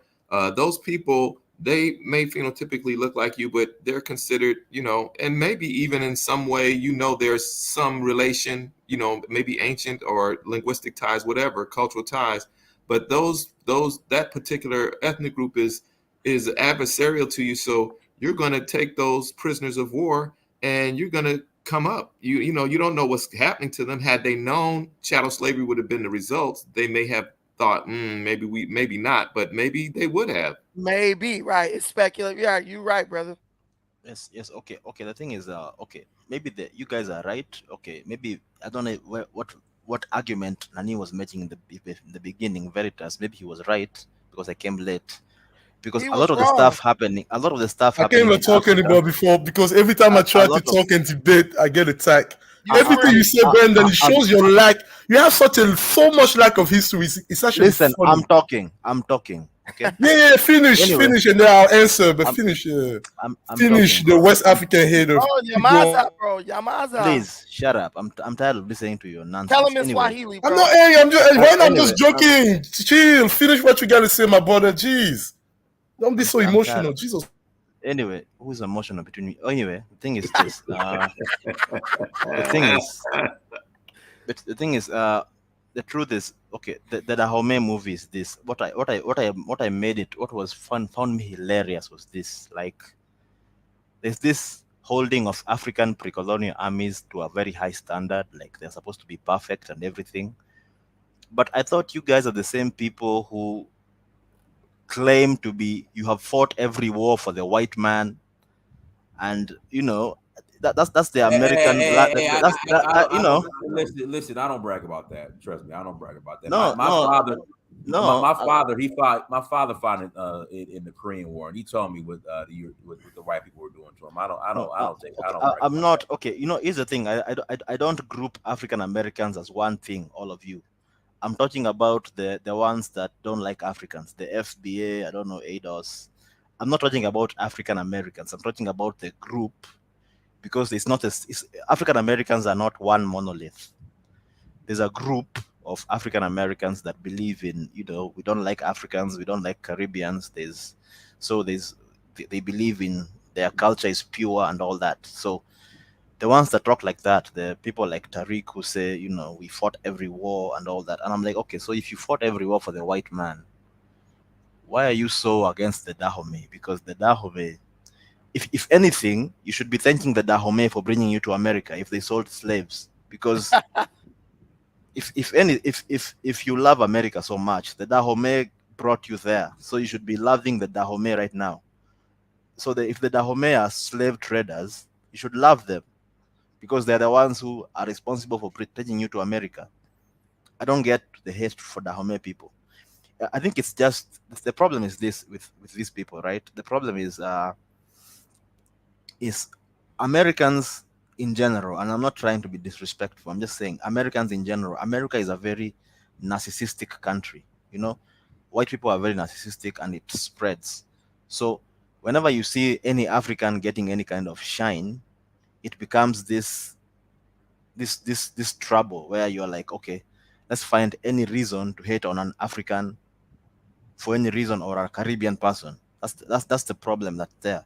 The problem is not that the problem is not a history or anything of the sort. The problem is it's a bunch of Africans getting shine, and they don't like it. I agree. That's the problem. The problem is it's a bunch of Africans getting shine, and they don't like Africans getting shine. They're used to being the token Negroes, getting all the attention from white folks. Now that white people are shifting attention to some other blacks from somewhere else, it becomes, oh my God, come back to focusing on us. We are supposed to be your blacks. You Kelvin, I agree with you. I agree yeah. with you, but it's a little bit deeper than that, bro. What it is these people, what it is white people are making Africa, they're showing the true beauty of Africa and our culture. And right now, you have a group of blacks in America who are working for their white oppressors to keep black Americans from looking at Africa as a viable option or as if that's even the place of our origin. So they have to be out here full force they can't even let our people see it, because if our people see it, they might want it and might take an interest in it. So they got to try to discourage them from even watching it, because it destroys their narrative and it hurts their pockets. So that's really what it is. They just don't want all these Tariq and all them. They don't want, bro. They got to build the Hidden History Museum, bro. How can they build that if black people is focused on going to learn about the Dahomey in Africa? See what I'm saying? So they just trying to keep the money in house. That's all this is about. Yeah, that's what I'm saying. Guys, do me a favor, hit the like button. Shout out to Jahari H at Search for Uhuru. Just bought your documentary, and we are going to watch over dinner tonight. Since a family in Jamaica and UK to support. Keep up the good work. We will buy some books too. Hey, I appreciate you, sister. Thank you so much. Thank you so much. All right, go ahead, Brandon or whoever's next. Anyway, what I was saying is this before I leave is like, okay, the thing is, okay, the argument has always been that white supremacy is a global system, right? So if it's a global system, why not fight it globally? Like, why not unite every Negro globally? Like, why is it not? That's supposed not to be the goal of Pan-Africanism. Okay, so why is Pan-Africanism a bad thing? I don't understand. Like, it's not a bad thing. Globe. The people that think it's a bad thing ain't on this channel. You're not addressing them right now. Oh, okay. So I think it's a bad thing. Okay, the thing is, okay, what am I thinking? The thing is, okay, so if it's a bad thing, like what has been sold to us, like white, because what we see is what we call racism is really pan-Europeanism. There's pan-Europeanism, there's pan-Arabianism, there's pan-Asianism happening. Definitely. So what's wrong with pan-Africanism? Because everybody else is pan their thing. But the issue per you know, the people who are against Pan-Africanism, they feel that is one-sided. But the point I make is, you know, my argument is the amount of energy we put into wanting to integrate and eat chicken salad sandwiches at Woolworths, you know, while we're getting our asses whooped. You know, why not put that same energy into Pan-Africanism? I know it's not perfect.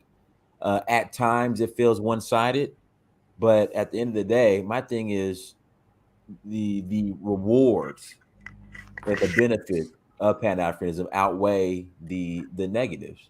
And once again, the amount of energy we put trying to eat chicken salad sandwiches at Karen's Diner while we were catching elbows and knees and foots and fists to the face trying to eat a damn sandwich in chicken soup.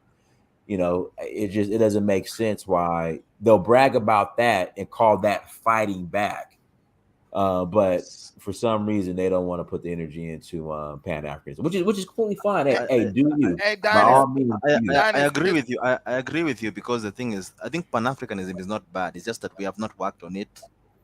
Okay, we don't know much about each other. We don't know much about Caribbeans. As an African, I don't know much about African Americans, and I don't know much about Caribbeans. We just need to work on it. But because in true black fashion, we don't want to do the work. We just want to look for something easy. Instant gratification. Can I ask a question to the panel, to the whole panel? Dynast, it's literally like the African has an open gate telling us, hey, come on in. But instead, we want to try to climb a high-ass fence to get to the white man. But guys, I got to go. Thank you for having me. Look. To my brother Kelvin, Nita Kuona Hivi, Karibuni, and Kaka. Karibu, bro. Okay, look, let us speak. Look, if the same white people said Black America should know what the American blacks said, or the white South Africa, go to Africa and see the way the Europeans are enjoying Africa. You see, the Europeans know what we call good things. They don't complain too much. If Black America go to Africa, they will not able to adapt to that system. They'll be complaining. You see them in Ghana, the way they make videos and everything. Why a white European will we go into that system, adjust to the system, and be there. Possibility even improve on it.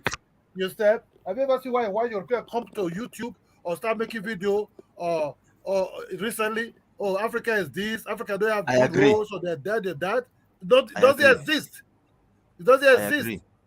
It's only this. True. It's only Black Americans that will go there. They start complaining. Oh, this is bad. That is bad. That is bad. But you say, but America is even bad. But you come there, you want to say, oh, this is bad. This is bad. That's why you see Europeans. They adjust to any situation they see themselves. That's where they just see themselves. Okay, this way, manner. I want to enjoy this place. They go and pluck their fruit. They go and eat the what called natural food. They praise the culture there. They just suck in. You understand? So until Black people learn to accept a situation where they are, okay, we might even improve on it. Then they start improving on it. But not can somebody tell me one pen? Just one question, real quick, and then I'll probably leave in a little bit. I just wanted to know: can somebody tell me one pen movement that has succeeded in the human history? Whether it's pan-Europeanism, pan-Asianism, pan-Arabianism, I can answer that question. Okay. Every pan has succeeded unless the African one. Only the African one has not succeeded. There's pan-Asianism, Kelvin. But to say succeeded means that there's an end point. Like we succeeded and that's it. Like it ended. It's succeeding. The Asians are beating our ass. The Europeans. Wait, so pan-Asianism has succeeded. Yes, it's succeeded. How has pan-Asianism succeeded when Japan, Korea, and Taiwan might be at war in the coming few years? No, I'm confused. What's the definition of success? When you say they have we got to listen, Kelvin. I understand what you're saying, Kelvin. Veritas is just all over the place. George it's not Mackey, being all over the place. It's me literally. George Mackey, go ahead, George Mackey. Go ahead. What's going on? Yeah. I told him I was listening to. I don't know the brother that was on there when he was talking about African Americans and us fighting in all the wars, and we should thank the white man for bringing us over here. See, this is the problem that we have amongst our people. You know, you got YouTube FBA people, but my grandfather and my father didn't know nothing about no FBA. Our people fought in these wars. We've been fighting to liberate ourselves for generations since we've been here. We've influenced the world. We've did so many different things. And George, if you don't mind me asking, when you say fighting wars and then fighting to liberate ourselves, would you think that's hustling backwards? Because everybody I know, including my father, I disagree. Well, let me finish. My father fought in Korea. He then, after the war, said that, and I'll share this with everybody. So, my one of my sisters, she's mentally not developed, whatever the PC word is. And I asked my father, why is that? And he said out of his own mouth, while he was in the military gave him something. Mm-hmm. All right. So you listen to all these people. I'm making, though. Okay, go ahead. Oh, go ahead. The argument that I'm making is we fought wars on a multifaceted level. We fought in the War of 1812 because we was promised freedom. We fought in the Revolutionary War. You're dealing with enslaved people that was robbed of a thorough knowledge of stuff that was stolen and brought to a foreign land. We had 233 rebellions here. We was always constantly fighting. We had different wars here. Most Africans don't know that. And see, when you have Africans that say that, I could turn around as an African American, but I won't do it because I love my people globally and say, hey, you guys got an intact language. You got an intact culture. You're the majority. Why you ain't ran the white man out of there yet? But I understand colonization and colonization of the mind. We've been dominated on both sides. So when you talk about we should thank the white man for bringing us here, you got to put that in full context of an enslaved people and the people that's been robbed of a thorough knowledge of stuff. So no, because I can easily turn around and say, hey, man, look at what King Leopold did. Them Congolese should have got them out of there. But I understand they had better weaponry. They had a whole bunch of things. As an African American, looking over at my that's not true. Those Congolese were dusties that allowed the white man to oppress them. What I'm saying is I'm drawing my point of what I'm saying is the same way that they can attack us, I can do the same, but I won't do that because I understand what European expansionism and European oppression did to the African globally.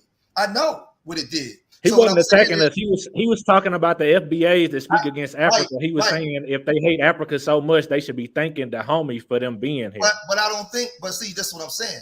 I don't think that all FBA hate Africans so much. I want to put it in perspective, from my perspective. Man, a lot of them do, bro. At my age, past 45, when I was growing up, everything was about Africa. Everything that we did, our protests in the street was about freeing Mandela, and was about the red, black, and green, was about Africa. We was taught that Africa was this great utopia, not a bunch of different tribes that don't get along and different nation states and stuff like that. That's not the way it was taught to us in school. So what happened was, when I was growing up, a lot of the Africans and Caribbean brothers and sisters that was coming here pro-black, down with the liberation. What happens is, in the last 20 years or so, it seemed like to me, they haven't been letting the freedom fighters over here like they did. They've been letting the coons over. So a lot of them come over and they separate themselves and they side with the system of white supremacy against us. I know that. Hold on. So let me ask you a question. Go ahead. So what's the difference between, okay, when you say they side with the system, what's the difference between what African immigrants are allegedly doing versus what we did during integration? What's the difference was? The difference was right. Here. And you said side, so fighting for the U.S. military. I cover all the bases. I got you. This is a layup. Okay. What happened? Again, it goes back to the oppressed people, what was happening here on this land, as opposed to them having to leave because they're oppressed there to come here for a new beginning. So now here, we were oppressed. A lot of us didn't want to integrate. All you got to do is read the letter we wrote to Sherman, where they was burning our cities down. They was taking away our way of living. Through economic policies. You had federal laws on the books to protect us, but state law wasn't doing that. They wasn't protecting black folks. We were being murdered. We were being slaughtered. So some of our integration, and what's unfair, was not told, was not all of us just willingly walking over to integrate. It's too many residuals in black dysfunction. So it's a whole big story to come with that. Because again, like I said, I can easily say, well, what was the difference? What was the difference between them leaving that country and coming here to integrate? We integrated the African globally to this system, period. It's been one big integration. They didn't stay in their country and build and liberate the fight. They came here to America to so-called do whatever. We never got a chance to leave where we've been oppressed and start anew. But it's still oppression nonetheless. That's the real Pan-African's thought. I don't fall for the white man's trick where I divide us all and I look at the oppression Olympics. We both fucked up, and we fucked up psychologically. Thank you. Nigeria, you left. Thank you. And you know what? I was one of the kids that was integrated, bused to white schools. They closed the high school, the one high school we had in our community. They closed it, I think, in 78. Yes. And I didn't get to go to the school. So I had to get up at 6 a.m, and me and about 400 other African-American young brothers and sisters were bused to these white schools. And in the particular white school that I went to, high school, it was about 400 of us that went in. And when I graduated, it was about 40 African-Americans that graduated. Now, not all of them just, dropped out. Some of them transferred or whatever, but a large amount of them did not make it because they were dropped out. They didn't want to deal with that. I couldn't blame them. We're in an element that was fucked up racist. They didn't want us there. They was putting us in remedial classes just on strength, putting us in a basic math and without even just knowing anything. It was crazy. Can I answer what the brother was saying? I gotta jump off. I'm gonna say this, right? Me at my age, past 45, when I was growing up, everything was about Africa. Everything was about the liberation of African people globally. That's what was taught. I live in Philadelphia on the East Coast. So everything was about blackness. Even in the rap music, the hip hop early on, everything was blackness. South Africa, West Africa, freeing our people, uplifting. Even the Jamaicans, everything was about that. What I learned was from one of my good friends, one of my best friends that I work out with every day in the gym. He's from the Ivory Coast. He told me, he said, Georgie, listen to me. He said there's a lot of pro-black Africans in the Ivory Coast on the ground that American TV don't let you see. They're not giving them green cards. They're there. You have your share of coons, but you also have your share of people that's just like me, that talk like me. But they don't put it on the TV for us to see each other where we can identify with each other. So with the same thing they do in America, how they boost our coons to the top, they do it in Africa, they do it everywhere else, controlled by their media. So we can't fall for the okie doke. There's a lot of black people that serve the system every day because there's no other system to serve. But they know who their enemy is. There's a lot of white people, Africans, that serve these systems that know who their enemy is. We got to create our own system so we don't have to serve it. But just because I go to work every day don't mean that I don't know that the white man is my historical enemy. And that has to become a global. When you say create our own system, what do you mean? We have to create our own system based off of Pan-African thought globally. It has to begin to spread globally the same way theirs did. That's all I'm saying. It has to be a global. So you talking about leaving America? No, you don't listen. You don't have to just leave America. You can listen. The white man got a global consciousness all over the world. We can do the same thing. He's not some mythical devil. But he has a base in America. That's what I'm saying. If you build a system of power, how you gonna build it under the United States of America? Listen, there is no. Well, this is what I'm trying to tell you, King. There is no under this system. There is no going nowhere. They got everything checkmated. You got to do it from where you at and create a consciousness. There's no listen. They control Africa too. They control the mindset of Africans. Because if that's not the case, Africa They don't control Africa. It's 54 nations in Africa. They control themselves. Whether they make bad deals or not, that's on them. Bro, but listen, Black Americans do. Black Americans do not have a nation of our own. We not Nigeria. We not Ghana. We not Sierra Leone. We don't have an army, a currency, a navy, none of that. So how you gonna create a system without having that? They don't control their minds, bro. You know why? Because at the end of the day, they have the ability to. No, every African president can say today, right now, all men 18 and up, you must join the army, and we're gonna protect our land. We don't have that. It was so easy. Oh God! You just said they have having the ability to and actually exercising it is two different things, bro. You talking to George? Yeah, we can agree, but we don't even have the ability to do that. You have the ability to be a millionaire. Are you? What I'm saying, bro. We're not talking about millionaire. We're talking about having our own system. That's an individual. My brother, King Justice. Can I say this? Okay, with that argument, you African Americans have the right to have the wherewithal to be the most powerful, the sixth most powerful country in the world, but you're not. Why? Yeah, because we gotta first agree to be a country first, bro. No, because hey, let him finish. Go ahead. You're the richest country. You're richer than Spain. You're richer than most African countries and most European countries. But you're not, as a community, richer than most of those countries. You're poor, but you have the ability to do it because you have the money, you have the dollars to do it. So there's a difference between ability and your mindset. Whose face is on the dollars, bro? Whose face is on the dollars? Listen, you're the seventh most richest country as a community. As a collective. As a collective, you're the seventh most richest people on the planet. But you're not. Yes, and all that money gets funneled into the United States of America Treasury, not our own. Exactly. Bro, you missed the point. You missing the point. You missed the point. Y'all are missing the point. We got $1.1 trillion spending power, but we don't have a government. We don't pay taxes to ourselves. I'm talking about, but you can. Yeah, but you can have that as a community. You can have the things as a community, like the Jewish people, like the Asians in America can do it. Jews have a nation, bro. Well, they have a mindset too, a consciousness. They have a mindset. Your people's consciousness to come together and do anything? Like, I mean, we do some things, but where's the consciousness? Where's the thought? The point is not. The only thing we agreed on as a majority is voting Democrat. We vote Democrat 87%, bro. That's the only thing that black people in America have. Why are you saying that Africans on the continent have the ability to do it? Yes, we can agree, but they don't have what we're saying is they don't have the mindset, the consciousness, the education to do that. We've been miseducated. No. Listen. This is the problem I have with that. I ain't saying. That's a conversation on your mind. I'm saying Africans have a nation, bro. Yeah. They have governments and militaries and land. We do not have any land. We don't have any territory, bro. We're not even coming together, putting our money together. That does matter, fam. That absolutely matters.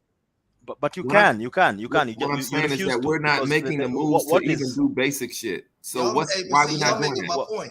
Wait, guys, can I speak? I haven't spoken yet. Go ahead, yeah, look, I'm not a Pan-African, right? So I am actually anti-Pan-Africanism. And the reason why is because of this conversation. You guys think, the white man has power. Yes, he has some power, but the issue is, right? It's even if we kind of let's say, okay, let's go through King Justice's point. He made a good point, then also he made a bad point. And also Veritas made a good point earlier, but also made a bad point. So Veritas, I want to respond to your point first. No, the other pan whatever systems don't really work. Want you to be heard. the only real pan system that does work is let's talk about pan-Europeanism, right? There's a European Union with a free travel between each of these countries. That's an economic hub whereby European nations, right, see each other enough. Okay, look, we're going to allow free travel between us. We're going to focus our economy on where we are. So that's a functional pan whatever movement, because there's an actual goal. There's actually a line of power.